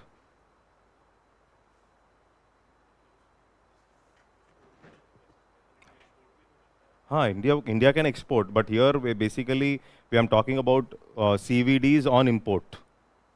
Okay, not on export. Generally, India will not impose on our exports. No, that is okay. So that is what you are talking about is whatever taxes you are paying on import is given back to you as subsidy, provided you are exporting. Okay, provided you are exporting. That is different. So that is if you are importing, producing something, and then you are exporting, then comes that scheme. Okay, so under such circumstances, whatever taxes you are paying on inputs, that would be refunded back to you as a credit. Okay, so this is basically I'm talking about when you're importing something. This is how it is. Then you have this anti-dumping duty. Okay, so two problems in manufacturing. One is the negative protection. Negative protection means excise duty which is paid by the local manufacturing units is basically more than the CVD. Okay. Excise duty paid. Excise duty is paid by whom? Those who are producing the products in India on the local manufacturing, they are paying excise. So on that, there is excise duty.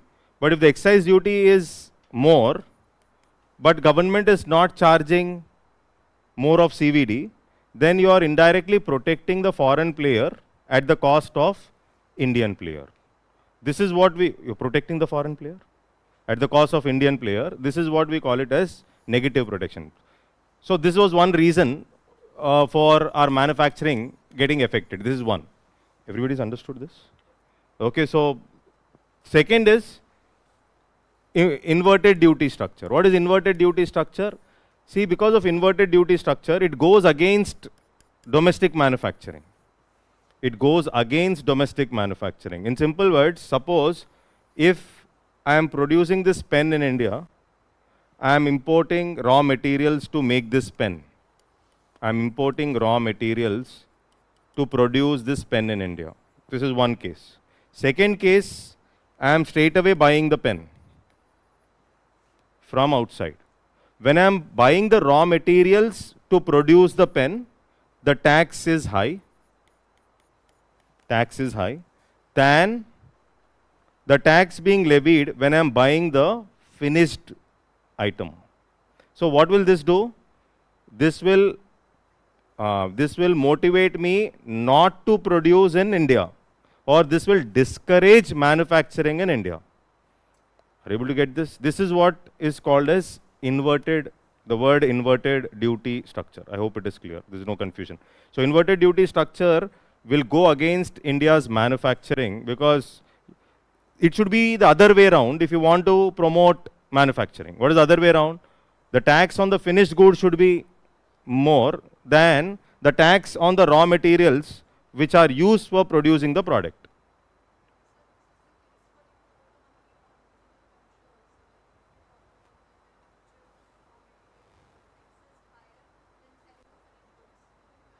No, it is primarily I'm talking about imports from outside. Okay, so this is that is the reason we are talking about negative protection means I'm talking about India versus the foreign player. Is that okay? But this is something this inverted duty structure can also be applicable with respect to the domestic. Here it is with respect to GST. Here the discussion, but the basic concept of inverted duty structure, if you have understood, here this is with respect to GST. So for example, let's say, refers to situation where import duties on input goods are higher than on finished goods. That's what I've explained. Okay. In other words, the GST rate paid on purchases is more than the GST rate payable on sales. Have you understood that? What is that? So for example, if suppose in simple logic, suppose if you are buying some raw materials from Amazon business, you are running a business. Okay, you pay what? GST. Okay, simple. Okay, now I've come up with an output using those inputs. Okay, and I'm selling them, let's say. This is sales, no? So on that, what will happen? I have to collect what? GST. I'm collecting GST. Yes. Now when I'm filing my GST, what will happen? Whatever I have paid on my inputs, on my purchases, this should be deducted or this will get adjusted. If you open the GST portal, when you start filing, whatever taxes I paid here, this will get adjusted when I'm making my final payment. Are you able to get this? This is what we use the word called input tax credit. But for suppose if these taxes are too high on the purchases which I am using for producing, and are you able to get this? So then what will happen is adjustments are not possible. There will be some credit which is still lying. Are you able to get it? So this is how. So here they were talking about that concept of inverted duty structure with respect to GST. Is that okay? Fine. So now impact of inverted duty structure. Expensive inputs make products. First of all, in other words, GST rate paid on purchases is more than the GST rate payable on sale. Sale is like, let's say, the finished good. Are you able to get this? Okay, so this is on the purchases. Impact, expensive inputs makes products costly, affects domestic industry, makes difficult to compete in the export market. Taxpayers face an inverted duty structure, will always have input tax credit in their GST electronic credit ledger. Input tax credit will be always be visible in their electronic credit ledger. It's not getting adjusted. That is what? That is why it is lying. It's not getting adjusted. Okay, so creates working capital issues for the taxpayers as their resources remain blocked in the form of input tax credit. See, input tax credit, when will you get input tax credit? When you file your returns. Is that okay? That is the reason input tax credit is not applicable for those small MSMEs which have a turnover of less than 1.5 crore and which are operating under the composition scheme. Why? Because they don't have a lot of cash. If they file also, if the input tax credit comes up after a certain period of time. So these are cash crunch businesses. So they are not eligible for ITC. Those companies which are under the composition scheme, they are not eligible for input tax credit. You know this? Okay, they are not eligible for input tax credit. One logic is, more is input tax credit which you have to get, more is your money getting blocked. It will come later. For the bigger companies, it's okay, but for smaller companies, it's not okay. Is this clear? Yeah, that is on the turnover. Composition scheme payment is not like the 5%, it is like on the turnover. Is that okay?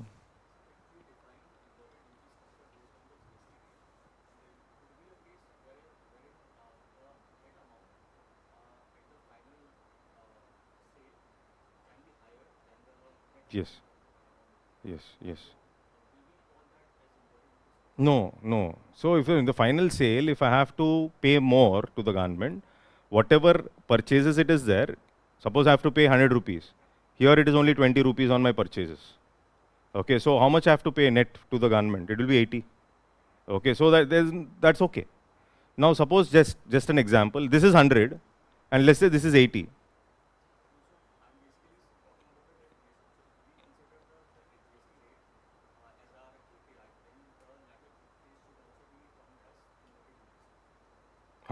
If you take that as the KPI, then yes, that would also be termed as inverted duty structure.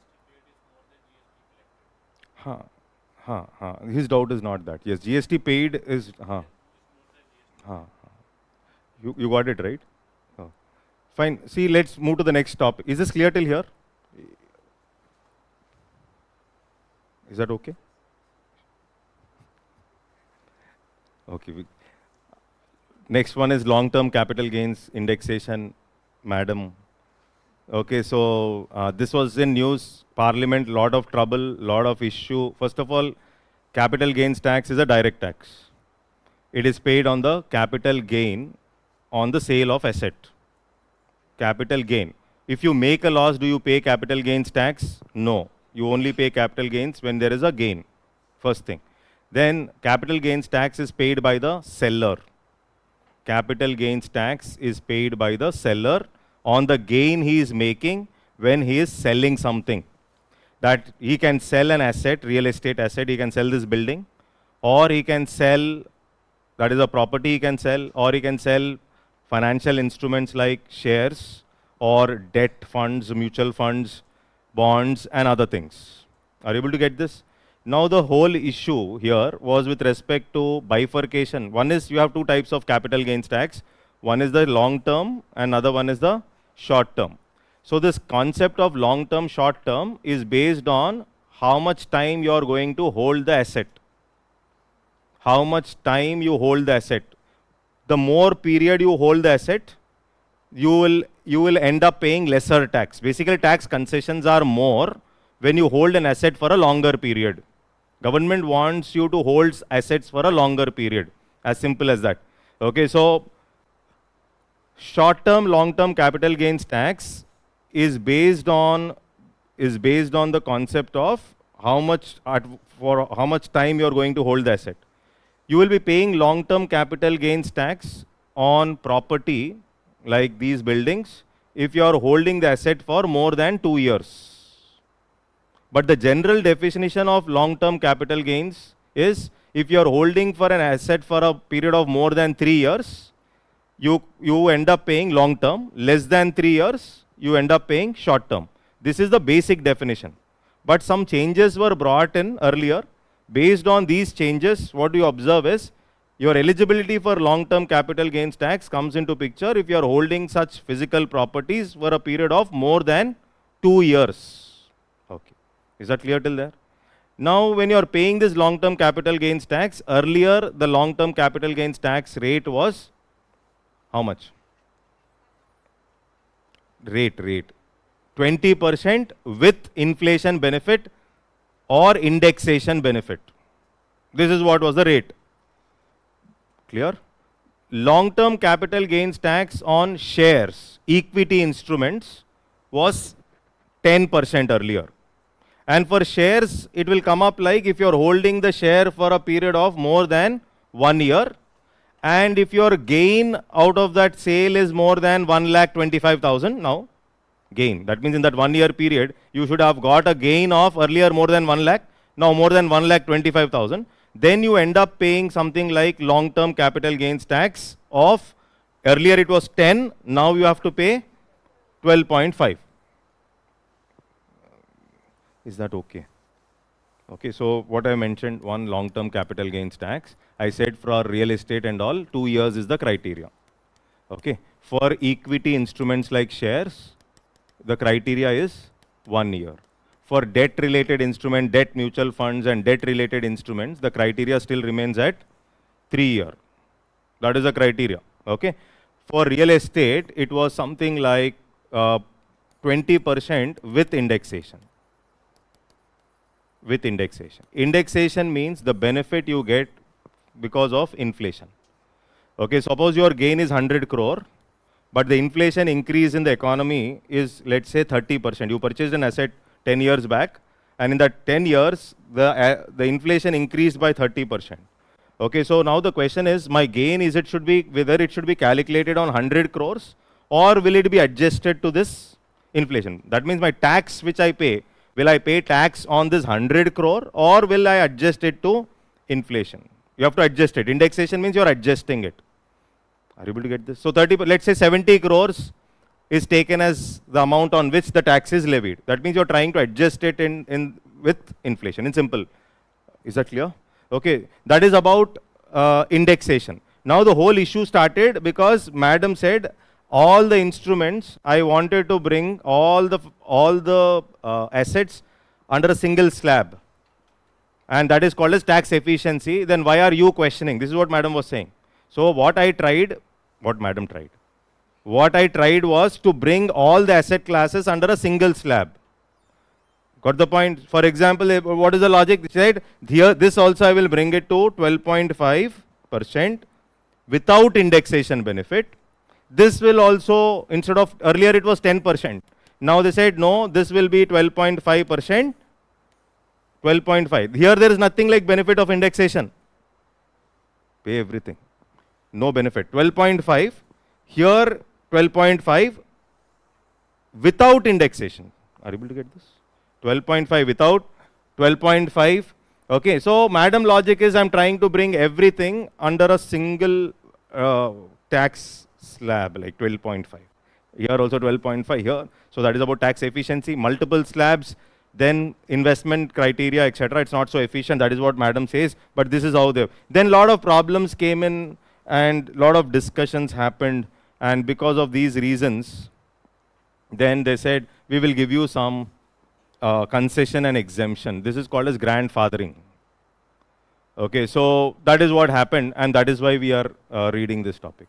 I think it is clear. Okay, so let's go to the topic. So here, all this is what we have discussed. So one is, what is a key provision of amendment? Amendment continues the abolishment of indexation benefits announced in the budget. Okay. Key continues the abolishment of indexation benefit. That means there's no indexation, but at the same time, it allows grandfathering for properties acquired before 23rd July 2024. That means properties acquired before 23rd July 2024, you can follow the earlier system. What is the earlier system? 20% with indexation. That is what is grandfathering. Now, I have an option now. If you have purchased the property before this, I have an option. I can follow 12.5 without indexation, or follow 20% with indexation, but the clause is like acquired before 23rd July. So grandfather clause allows properties purchased before the cutoff date to still benefit from indexation. So grandfather clause is something like the new thing is not applicable. You are giving them a choice with respect to the previous pro forma. You can go ahead with the way it was earlier. So now choice is there for me, like new scheme 12.5, old scheme 20% with indexation on properties acquired before. Yes. So for properties purchased after, only the new scheme applies. So grandfathering is only for those properties purchased after July 23. Okay. Before July 23, 2020. Is that clear? Right. So enhanced exemption limit to long-term siege. This is one more thing. So this is from 10% on shares, they have increased it to 12.5. Long-term capital gains. And equity-oriented mutual funds and business trust units has increased from 1 to 1.25 lakh. That means my gain, this is gain. Once the gain crosses that amount, you will be liable to pay. Suppose you don't get, you got only 10,000 gain. You got 5,000. Okay, so this is, got the point, right? Okay, so, and it comes only when there is gain. Yes. That is why you will not make much unless and until you get big returns. If you fall in the 30% bracket, or you have to pay surcharge also. Okay, so all that you pay, and then it will be added to your income, and on that you pay. Okay, got it right? Yes.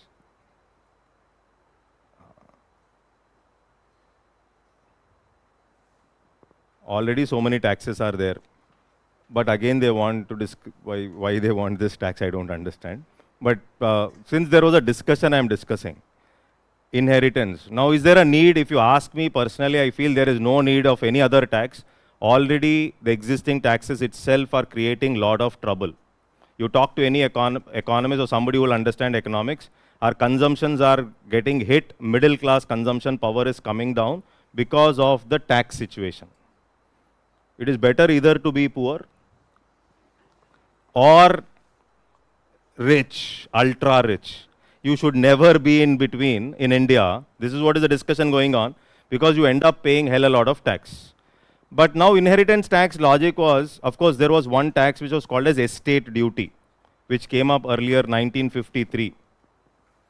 Okay, so this estate duty, I think it was abolished around 1985 later. So you don't have this estate duty now. But estate duty does not mean, it is not same as the inheritance tax. So the estate of the deceased, the property of the deceased, the estate of the deceased, on that there is this tax that was levied, which is called as estate duty. Okay, so here the whole logic here is towards tax justice and wealth redistribution in India, released by World Inequality Lab, proposes wealth tax and inheritance tax on rich to address inequality in India. Now the question here is, wealth tax was a direct tax which was there earlier and which was abolished by Modi ji in 2015. It is also a direct tax. This wealth tax is not like the property tax. If your wealth is more than 30 lakhs and above, it can be in the form of cash, gold, whatever. So there was tax that was collected by government. Okay, so it was the rate was around 1%. They removed this wealth tax in 2015. Reason being, anyhow, that is not giving any income. In India, nobody will show wealth so easily that you can collect. So there is no point in having those taxes which will not give you enough money. That is why the wealth tax has been abolished around 2015. I hope it is clear. Okay, so now here inheritance tax and wealth tax on the rich, you are trying to address inequality. With respect to inequality, if you know, there are some things which you should be knowing, which will come somewhere here. One is there is some ratio which is, there is a ratio called as Palma ratio. Okay. Palma ratio measures inequality. Tomorrow question comes up, Palma ratio measures inequality. So it measures the income or expenditure of top 10% of the population to the bottom 40%. Top 10% of the population to the bottom 40%. That is what is called as Palma ratio. Then you have something like Lorentz curve and Gini coefficient. Okay, so these will also measure something called as inequality. Both Lorentz, Gini coefficient. Higher is the Gini coefficient number, more is the inequality. Okay. I can't discuss what is Gini coefficient in this class, we don't have time. So Gini coefficient number ranges between 0 to 1. If it is 1, maximum inequality. It is 0, no inequality. Both are, these are not extremes. Okay, so India basically wealth inequalities were touching around 0.83. So very close to 1. Very close to 1. Okay, so Gini coefficient, Palma ratio, relative poverty, quintile ratio. Okay, so these are some ratios and indicators which measure what? Inequality. In India, inequality is a big problem, and to handle that inequality, one suggestion is, why can't we think of inheritance tax which will promote meritocracy? Meritocracy. Okay. Fine. Inheritance tax is levied on property asset inherited upon an individual's death. It differs from estate tax, which is levied on the total value of the deceased person's estate. Is that okay? That is different from the estate. So it is not that inheritance tax is not there anywhere. It is levied in Japan, South Korea, US, etc. There is this inheritance tax. Increased revenue for the government, reduced wealth inequality, intergenerational equity, promoting meritocracy, etc. Implication, potential tax evasion, discourage savings and investments, double taxation concerns, etc. So these are the concerns. History of inheritance tax in India, currently there is no tax, but we had estate duty. The high tax rate up to 85% made it unpopular, leading to abolition in 1985. So that was what was there. Similar to estate duty, gift tax and wealth tax were imposed in India. So gift tax was earlier levied, then it was removed, then they have reintroduced it under the Income Tax Act. Okay, so that is what they did with respect to gift tax. Earlier gift tax was paid by the person who was giving the gift. Now the gift tax will be paid by the somebody who is receiving the gift. Donor, donee. So now it is donee model. You receive the gift. And there are also exemptions under the gift tax. Got the point? And prize money is different. Chess player. There are a lot of problem. There also madam's tax rate created a lot of trouble. And that is prize money. Okay, I think you're getting that? Okay, so prize money is different. Okay, gift is different. Both are different. Okay, so local authorities, gifts are coming, you will not pay tax. Sportsmen like PV Sindhu received gift from the government, state governments, etc. She did not pay tax. Okay, so that is different from the prize money discussion that was there in the newspapers. Tax on prize money. Okay, so that there is a difference. Olympic winners, etc., on the amount they get, there are exemptions with respect to payment of tax. Is that clear? And relatives, siblings, okay. The relative list is like you'll find 20, 25 if you check the income tax document. So how do you define a relative? But relatives, there are exemptions. Father wants to gift a property to the daughter, there are exemptions which you can enjoy under the gift tax. Gifts, any gifts received exceeding 50,000 in a financial year is added to a person's income tax from other sources and taxed according to the income tax slab. Is that clear? Receiver. Okay, so that is what. Now there is this index which is called as Commitment to Reducing Inequality Index 2024. India, we don't need any index. Sitting here, we can say next 5 years inequality will increase. Why? Because the logic is very simple. One, social security. This is one factor which they take.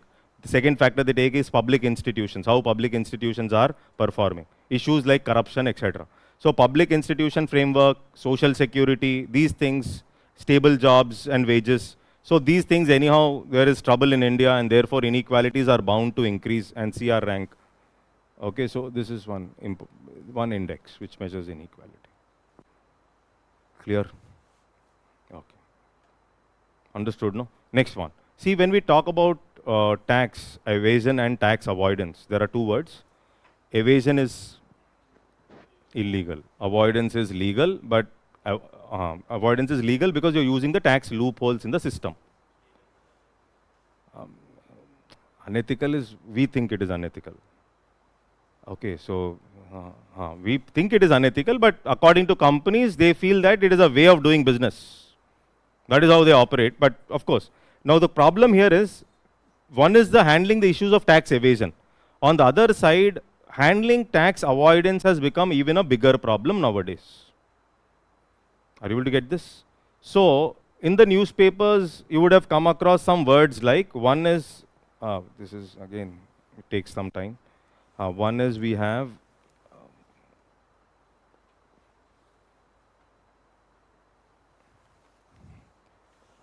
advance pricing agreements, okay, transfer pricing, arm's length pricing,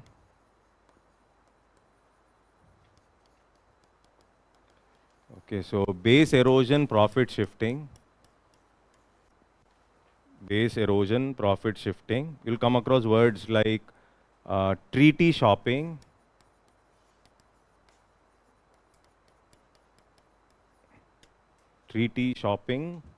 double taxation avoidance agreements, Mauritius, and changes So these are some words, okay. Now, this advanced pricing agreements also will help in bringing in more transparency, especially with respect to handling issues related to transfer pricing.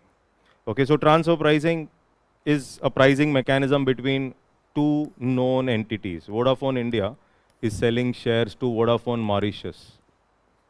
Okay, and you're selling it at a price which is not high, or it is low, or let's say you're selling it at, let's say, 80 rupees. It can be anything, it can be the equity instrument also. 80 rupees, but the original price may be different. Or you're selling it at a lesser price and you will show lesser profit in India because your capital gain is less. Capital gain is less because selling it at a lesser price. Your gain you're getting. So you end up paying lesser tax in India. And then in Mauritius, anyhow, there are already rules amended with respect to capital gains tax. So they don't pay tax in Mauritius much. And that is how they end up saving tax in India as well as Mauritius. So what is this transfer pricing? It's a pricing mechanism between two known entities, two sister concerns. It is all related to Vodafone only. That is why they're able to sell it at a lesser price because it is their own sister concern. That is what is transfer pricing. I hope it is clear. Okay, so in the previous budgets, there was a discussion that this transfer pricing has to be replaced with arm's length pricing.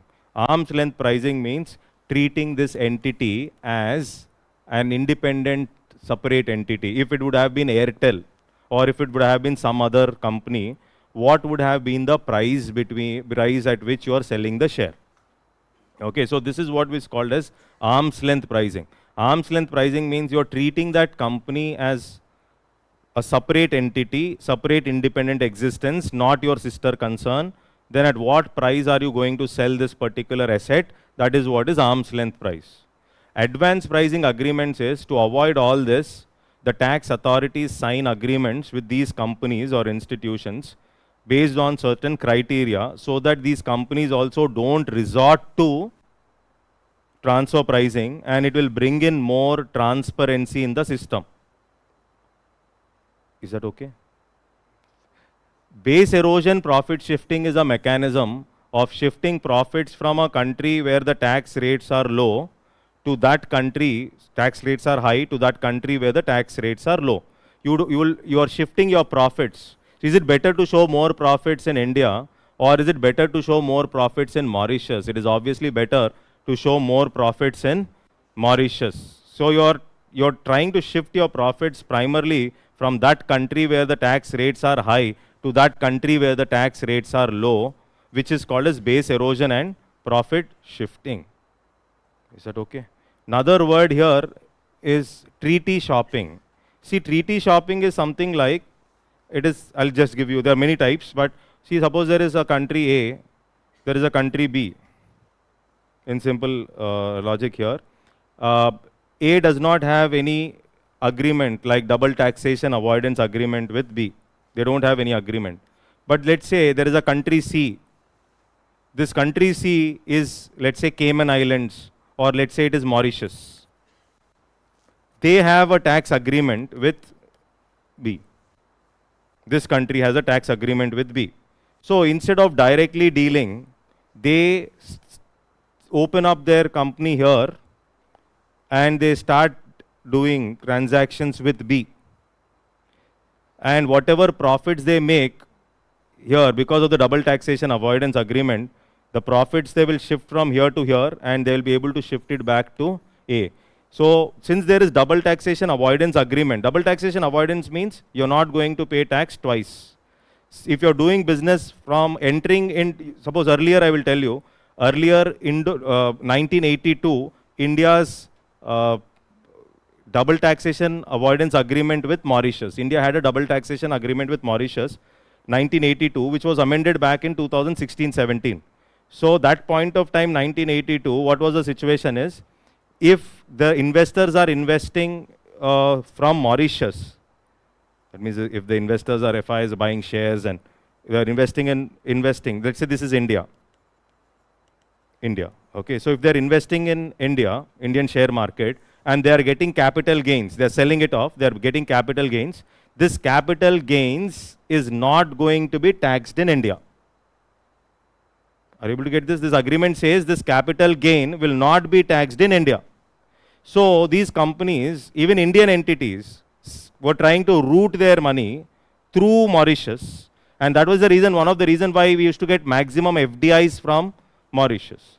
So now the question is, treaty shopping in simple words is like, since there is no agreement between these two countries, but there is another country like Mauritius which has an agreement, this country will try to use this country, it will set up its office here, and through this country it is going to do the business with India. And then it will shift the profits from India to this Mauritius, and from there route it back to A. So this is what is called as treaty shopping. What is the problem? Developing countries will lose lot of tax revenue. With Mauritius you are losing, it's okay. But some other country with which you don't have an agreement also, you are losing your tax revenue. So developing countries, it is not good because you are losing tax revenue. So in that context, that is also tax avoidance. That is also tax avoidance. I hope till there I think the words are okay. Let's move forward now.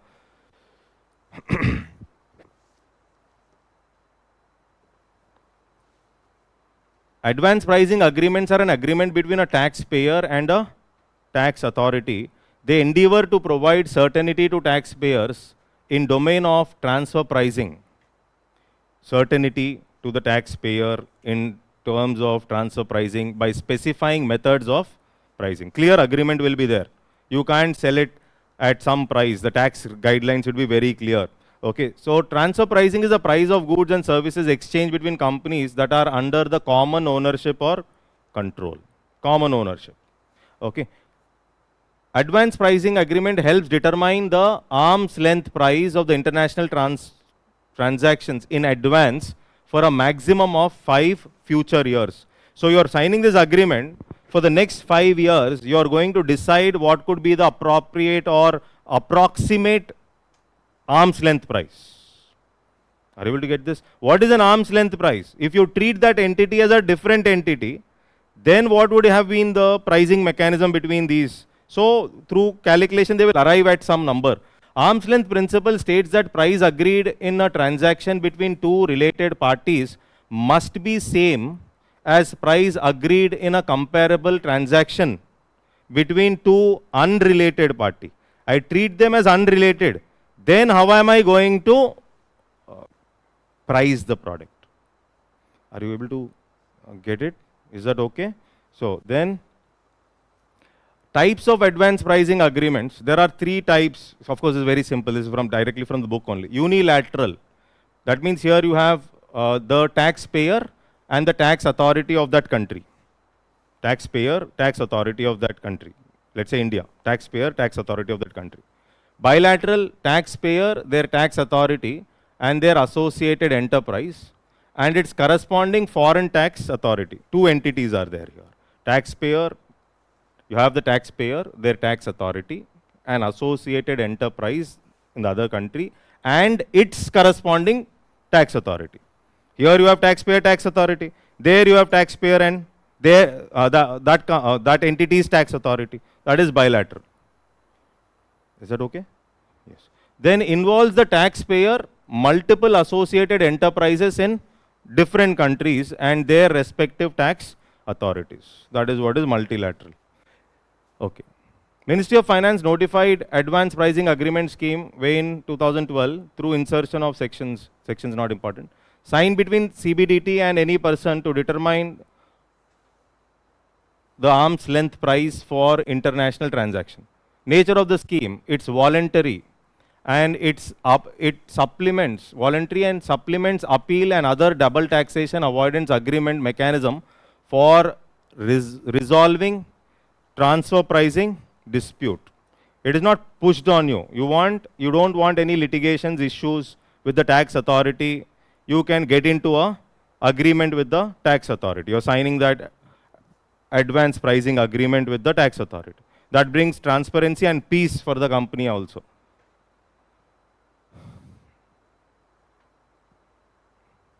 Is that okay?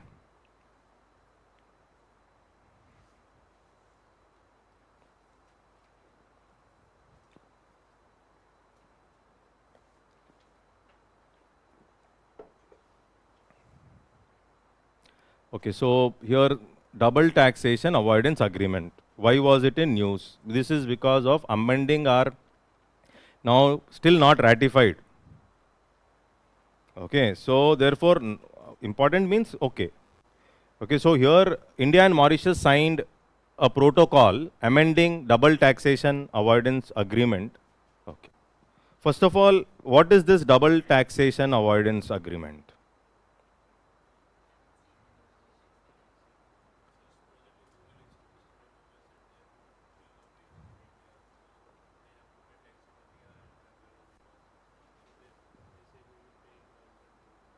Okay, they'll say we'll not pay in both. Okay, instead of paying both, I will pay only. Okay. So one is when you're taxing, one is you have the source concept. Okay, another one is the resident concept. Okay, so what is the meaning of resident concept? There is a resident of India. India follows resident concept generally. What is the meaning of resident concept? Let's say I'm a resident of India and I'm getting income from India That is one, which is taxed anyhow. But I'm also generating income from my assets in US. I'm generating income from the assets in US. Now I'm getting this income. What happened? Okay. So there are some assets in US from where I'm generating income. So these assets, when I'm getting some income, that income is also taxed in India. Okay, this is the concept of resident. What is the concept of source concept? Now, source concept is you're taxing the income at the source, that is the country where the income is getting generated. That is basically the source concept. Now the problem is there are some exemptions also given for NRIs. NRIs, there are clear guidelines for that means NRIs, you will not be taxed twice under certain conditions. NRIs will not be taxed under certain conditions. Otherwise, what will happen? NRIs getting money. Okay, so their income going there, they'll be taxed again there. They'll be taxed here also. So that is one logic behind giving some exemptions for NRIs. This is how the income. So we are generally following the resident concept. Now the double taxation avoidance, as he was explaining, like what is the double taxation avoidance? You should not be taxed twice. Okay, so if I'm taxed in the source, now I'm also taxed in the resident country. Then I'm being taxed twice. So double taxation avoidance. Okay, so India signed some agreements. As I mentioned, India, Mauritius had this agreement of double taxation avoidance, 1982. And based on this agreement, they were saying any investment or any income, any investment that is coming into India. So here, money is coming. That is, their FIs are coming. They are buying some assets here in India. Okay, and they are selling it. They are generating some capital gain. On that capital gain, okay, so India was collecting tax.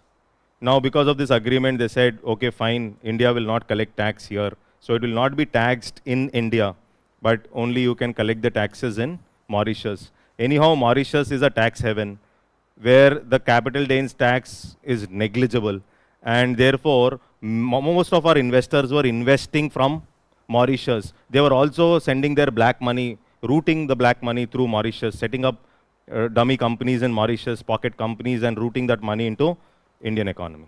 So this is what used to happen. Okay, because of this 2016-17, some amendments were also brought in with respect to the double taxation avoidance agreement. Till here, I think it is okay. Right? Let's slowly move forward. Okay, so here one is base erosion profit shifting. You can see here this word here. This is done by artificially shifting profits from higher tax to lower or no tax locations where there is little or no economic activity, or by eroding tax bases through deductible payments such as interest or royalty. Very intelligently done. Suppose Google gets 100 crore profit here, then you ask, pay the tax, they'll say, wait, we have used Google US technology, we have to pay 95 crore as royalty. And after paying that, we have only 5 crores. If you want, you take. On that, you want 30%, you take. Now, this is also one way. You will show your expenses, royalties. You increase your expenses, your profits will come down. Simple. Okay, so that is another way of reducing. That is what he's talking about. Okay, so here, the amendment with Mauritius, one of the important aspect is principal purpose test. Is it complicated? Is it okay? Okay, management.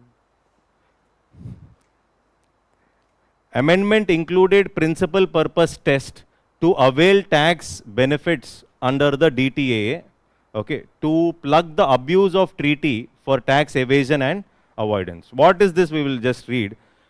Principal purpose test lays out the condition that tax benefits under the treaty will not be applicable if obtaining that duty benefit was the principal purpose of any transaction or arrangement. What is the purpose?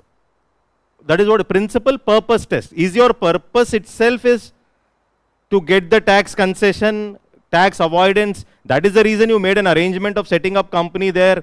Then we will not give you those concessions. Is that okay? Is that clear? That is what is principal purpose. Amendment to DTA made it compliant with base erosion profit shifting minimum standards. What is DTA?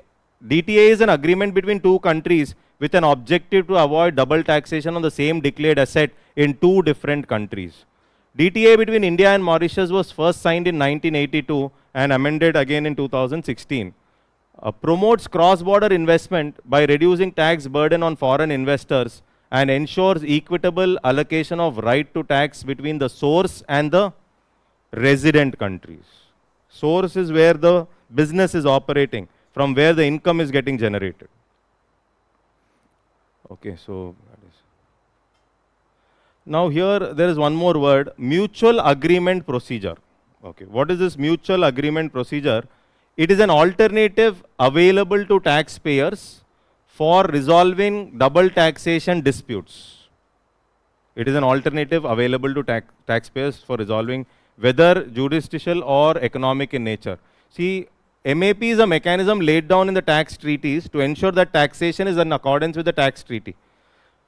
What is the difference basically? Advance pricing. MAP resolves the transfer pricing disputes. That means once the dispute has come, you are going ahead with mutual agreement procedure to resolve the dispute. That is what is MAP. But what is advance pricing agreement? You are doing it to avoid the dispute. Is that okay? So advance pricing agreements you are signing with the tax authorities to avoid the dispute. MAP is after there is a dispute, you are trying to resolve it. That is the basic difference between MAP and. Is that okay? Okay.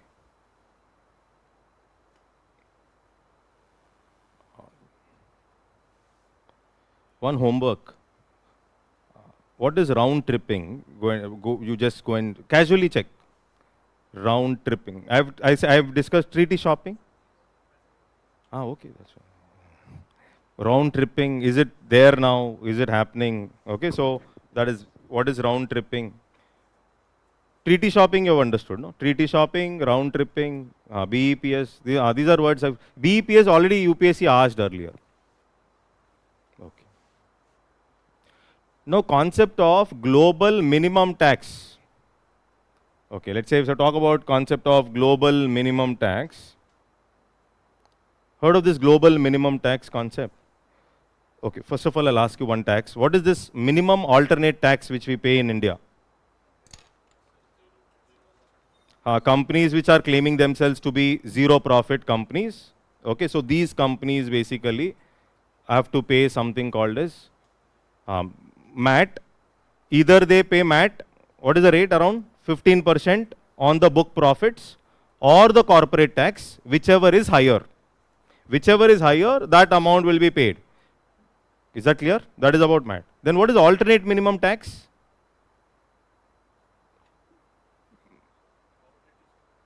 This is not for the corporates basically. You can take the other entities, individuals and proprietor firms and other things. You have this alternate minimum tax. Okay. So why MAT? You're making them, since they are using the tax loopholes in the system and they are able to reduce their profits or show lesser profits, you are asking them to pay a minimum amount of tax at a rate of 15% on the book profits. Are you able to get this? Okay, so that is what is that is what is MAT. Now here there is one discussion about OECD global minimum tax. It is based on global anti-base erosion model rules. It mandates MNCs to pay a minimum tax rate in each jurisdiction where they operate, reducing profit shifting incentives. So MNCs are having a lot of options to shift their profits to other countries. So they are making them pay a minimum amount of tax. It imposes a minimum effective rate of 15% on the corporate profits. Minimum of 15% on corporate profits. This is one. So nowadays there is a lot of discussion going on with respect to tax avoidance, and this is one which was in news. Okay, so that is basically about the global minimum tax. Okay. UN's ad hoc committee to draft terms of reference for a United Nations Framework Convention on International Tax Cooperation approved a package of guidance for UN Global Tax Convention. So UN Global Tax Convention, that is, so it aims at establishing UN Global Tax Treaty for legitimate, fair, stable, inclusive and effective international. So basically they are trying to bring in transparency with respect to international tax system. Developing countries, obviously developing countries voted in favor of the treaty terms of reference because they are worried about tax avoidance. Developed countries will not be interested much because they are the countries who are resorting to tax avoidance, as simple as that. That is the reason they have not voted. So UN Global Tax Convention basically talks about, it will address taxation policies for income from cross-border services, effective mutual assistance, addressing illicit financial flows, fair taxing rights allocation. See, if you know, there were taxes like GAFA in France, Google, Amazon, Facebook, Apple. And similarly, in the earlier budget, there was something like equalization levy in India. Okay, so especially these online companies, and they end up paying very less tax. They have a higher scope for tax avoidance. And that is why GAFA also there. Google, Amazon, Facebook, Apple, separate tax. I think GAFA was in France. Okay, and equalization levy was a concept where we also wanted to collect tax from especially these online companies which are resorting to tax avoidance. Equalization levy was already asked in UPSC as part of current affair economics question. Okay, fine.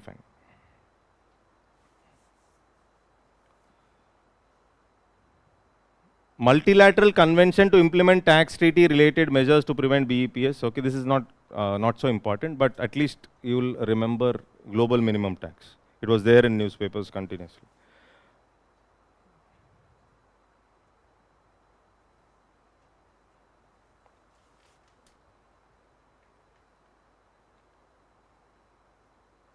Okay, first of all, what is duty drawback? These are small topics only. Duty drawback. It's not like the big one. Duty drawback. What is duty drawback?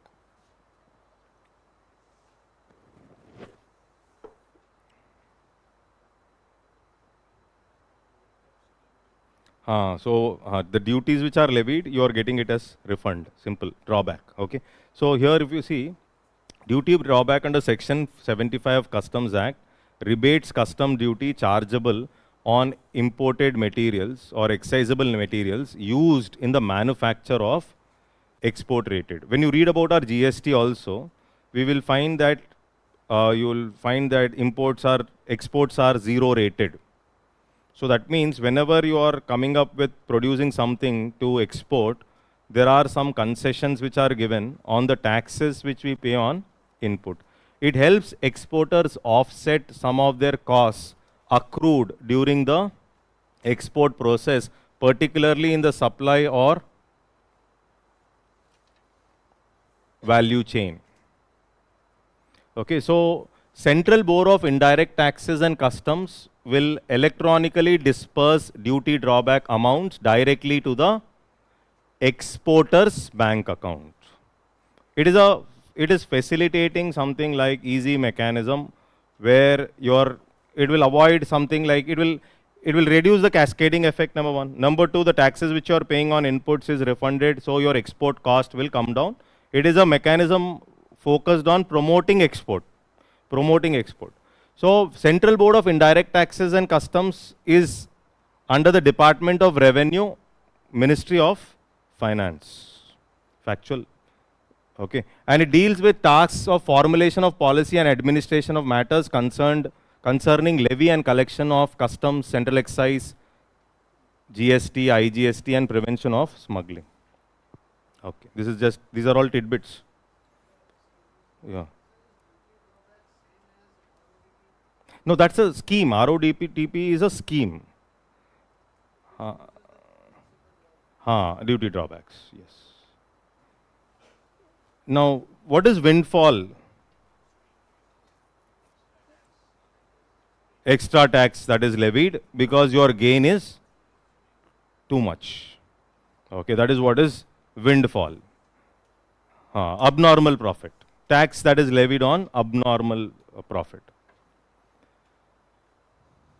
So see here how government justifies. We'll just read one line. Interesting. Governments justify the tax by asserting that the profits are not solely due to taxed entities' efforts. How do you know? But also due to, that is very, but when you make losses, when you get lesser profits, then no. That is what is windfall gains. Clear.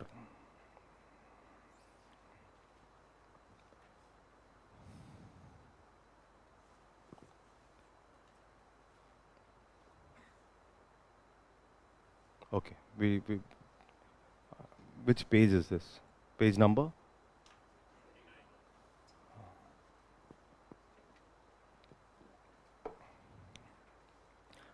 I can't rush through double taxations or advanced pricing agreements.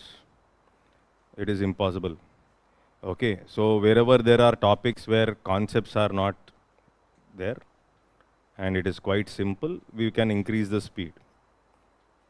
If I just read this is double taxation, then there's no point because the question will not come from there. The question can be something linked to that. Okay, fine, anyhow. Since time is less, we'll discuss few simple topics and we'll come back to this DPI. DPI is anyhow theoretical only. So tomorrow's class, we will discuss this. We'll discuss some snapshot type things. What happened?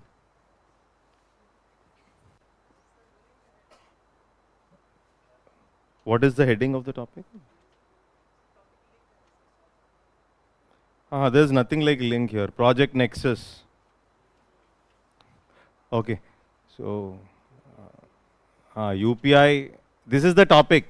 Payment systems and financial markets. Or will...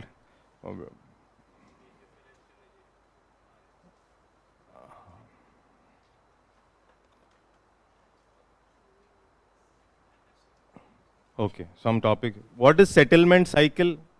This is very less load on brain. What is the settlement cycle? Anybody? When you trade, settlement, generally earlier it was T+2. Now then 2+1, that means the next day the shares are coming into your account. And now you are talking about T+0. This is what is settlement cycle. Okay. SEBI introduced the beta version of T+0 rolling settlement cycle on optional basis in addition to the existing T+1 settlement cycle in stock market. So what is settlement cycle? Everybody knows that we are taking the delivery of the shares. Okay, if you take the delivery of the shares, then you are getting it delivered after 2 days earlier, that is T+2, T+1 the next day, T+0 is on the same day. It refers to the period within which securities and funds are delivered and settled after a trade is executed between a buyer and a seller. Okay, so that is what is the settlement cycle. In 2023, Indian exchanges shifted to T+1 settlement from T+2 settlement cycle. That means earlier it was used to get the shares in your account after 2 days. Now you are getting it after 1 day. T+0 cycle refers to the system where the settlement of trades shall happen on the same day after the closure of the market. Is that okay? So then here if you see the benefits of shortened settlement cycle, increasing trading opportunities allows investors to swiftly respond to market change and execute trade. Attracts foreign investors, portfolio investors by enhancing market appeal. Can portfolio investors buy bonds? Yes. They can buy bonds, they can buy shares, both. Can they participate in primary market? No? Got the question? Can they buy IPOs?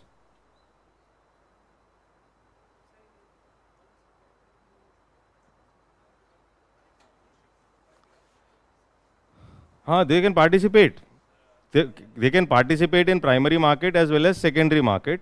Okay, they can buy bonds, they can buy shares. Individuals also can buy bonds like G-Secs and we can also buy shares, as simple as that. Okay, QFIs are also portfolio QFIs, qualified foreign investment. So when I say, earlier there was a question, which of the following is not a portfolio investment? This was the question. One of the option is FDI, and that is the answer for that question. Which of the following is not a portfolio investment? This was the question. He has given some options, and the option that is given there is FDI. That means FDI is not a portfolio investment. That means the classification of investment is FDI and portfolio investment. Got the point? So the new definition, if in a listed company, any investment that is going, which is greater than equal to 10%, will be treated as FDI. This is the criteria. Any investment into unlisted company will be treated as FDI. Any investment into unlisted, not listed, that is also FDI. Any investment into listed company which is greater than equal to 10%, that will be treated as greater than equal to 10 FDI. Okay, that FPI will be treated as FDI. Once it is treated as FDI, that is this year you are treating this portfolio investment as FDI. Next year if it comes below 10 also, it will be henceforth treated as FDI only. Is that okay? Understood, no? FDI can come into India through two routes, automatic and not automatic route. Automatic and government route. I think most of you should be knowing this. Okay. Qualified foreign investor is also, QFI investment is also part of portfolio investment. QFI investment is also part of portfolio investment. Is that okay?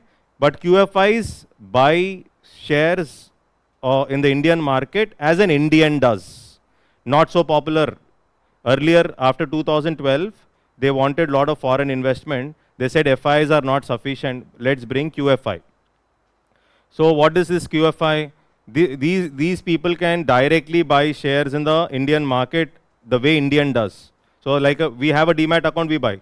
In a similar manner, they can also buy. But it was an utter failure. Okay, so I'm talking about QFI. QFI is a portfolio, part of portfolio. But FDI is not a portfolio investment. So portfolio investment as FI institutions, you can have QFI. Okay, that is a differentiation. Then you have FDI. FDI is different. I hope it is clear. Okay, so it is all about the time period to which you hold the asset. Okay, so it is all about the control over the asset. More control over the asset, FDI. Less control over the asset, FPI. Simple, if that question comes up. According to government, GDRs are FDI. According to government, GDRs are part of FDI. According to RBI, GDRs are portfolio investments. GDR is what? Global Depository Receipt. Previous UPSC question. Anyhow, we'll come across that P note and all that. Anyhow, so that's the reason I've touched it. Is that clear? Understood? No. See, look for previous questions and see what can be asked. Of course, you can't guess what can be asked exactly, but we can definitely say, okay, this will not come. We don't know this will come, but we can say this will not come. That much you will understand, and those areas where questions are coming. Okay, so one more. We'll do small words today. We'll start from the public infrastructure in the tomorrow's class. So NSE, National Stock Exchange, SEBI approves 10 times hike in NSE's authorized share capital to 500 crores. Now, first of all, two stock exchanges. One is NSE, another one is, which was the oldest. So BSE is the oldest. Okay, which was a shareholders entity earlier. BSE. Okay, so the local brokers were holding this. That is the Bombay Stock Exchange. Okay, NSE has different indexes like Nifty 50. Nifty Next 50, Nifty 500, etc. These are what? Indices. Sensex is an index of BSE, and Sensex has how many companies? 30 companies, and Sensex base year 1978 is the base year. Sensex is nothing but sensitive index. So it has 30 companies with it.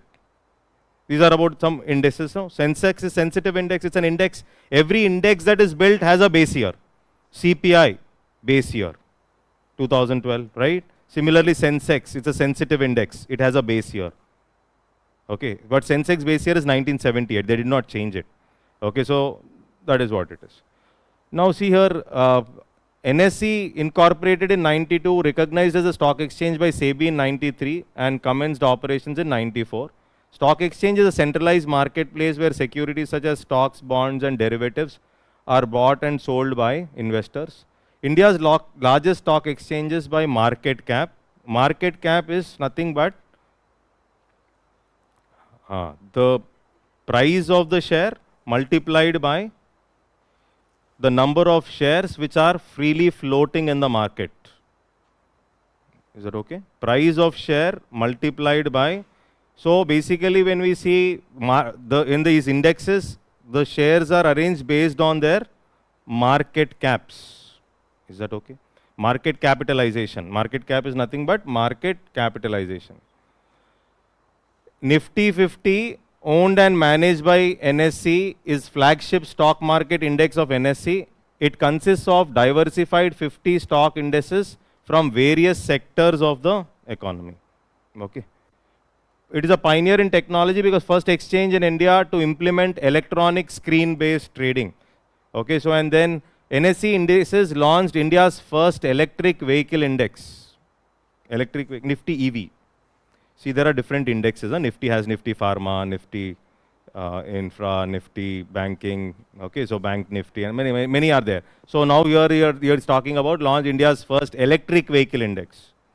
Okay, so that is that clear? Understood, no? So one more word. Co-location or proximity hosting. What is this? Yeah. Yes. Yes, latency will reduce. Setting up servers nearer to stock exchanges. Very good. Okay, so here co-location or proximity hosting, I think SEBI disposed of proceedings against the NSE in the alleged co-location case. What is this proximity hosting? Allows brokers to place their servers on the premises of stock exchange equipped with suitable infrastructure for a fee. Okay, so what is the benefit basically? Faster price feeds, quicker execution of trades leading to significant profits. Okay, so that is the benefit. So guidelines for co-location were released by SEBI in 2015. Further measures to strengthen algorithm trading and co-location framework were announced in 2018. One more word, financialization. What is this word, anybody? Okay, so is there any risk of financialization? What is the risk? Overheating of economy. Okay. Market volatility. Okay. Fine. See here, India needs to be cautious against excessive financialization. What is financialization? The word financialization, it is a process whereby financial markets, financial institutions, and financial elites gain greater influence over economic policy and economic outcomes. So what is this in simple words? It also describes moving investments away from traditional physical assets like real estate, gold, towards financial assets like mutual funds. You're shifting your investments. Actually, real estate is very safe. I mentioned gold returns also. It was very safe. But people, they think that gold means no. And probably if you put here, you will get money. But if you take the data and observe gold, if you are saving in gold also, you have beaten inflation very properly. But the problem here is why excessive financialization is a concern. It is because one is financial income is funneled to top 1% of the population through equity ownership. Everybody don't participate. Distorts functioning of economy. Profits flow increasingly from financial investments rather than trade in goods and services. For example, let's say derivatives. Okay, so anyhow, that we'll discuss when it comes up. Indian derivative market. Derivatives are, you're just gambling. No, I don't say you're just gambling. there is, in derivative market, you're just buying a piece of paper. Okay, so, and it's like a contract. And there you are making money, etc., rather than exchange of goods and services, in simple words. Okay, so then does movement of stock market primarily determine the functioning of economy instead of production of employment or rising standard of living? So if you make an observation of China and India, China, there were wages in China increased, but shareholders' profits were very less in China in the last 30-40 years data if you take. That means China focused on employees' wages and not on shareholders' profit. In China, Chinese stock market is very volatile. They don't invest in stock market in China. They only invest primarily in, mainly, of course they invest, but mainly in real estate. Mainly in real estate. Only after 2021, 22, when China there was, the real estate prices went down. That is when Chinese investors started pushing their money into Dubai and some other places. This is what has happened. And to prevent them from moving out of the country, China decided, let me stabilize my real estate as well as stock market in the last 6 to 8 months. This is the decision China took recently. Based on that logic, China decided to inject money into Chinese economy. If you are injecting money, it will increase the asset prices, whether it is real estate price or the stock prices, and that is when these investors will feel they'll get that value in Chinese real estate and Chinese shares, and they will not invest in Dubai or some other place. This was the logic. But China always focused on employee wages. It was least bothered about, why? Because in China, most of the stocks are government related. IPO listing also, government related stocks get listed fast. It is not like open, it is controlled kind. I think it is clear. And you see the Chinese stock market also, it will go like this. It will dance. And therefore investors not keen. I think it is clear, right? So that is one. So you got here, excessive financialization is a concern. So rising household debts, stagnation of real wages may increase households' reliance on loans. Adverse impact on policies, financialization may push for policies favoring predatory lending, higher risk taking, and erosion of worker protections. Data released by SEBI, people are taking loans and putting money, there also there is trouble. Is that okay? Okay. That's all for today. We'll stop here. We'll continue. Tomorrow we have class, right? Yes. That's all for today. Thank you.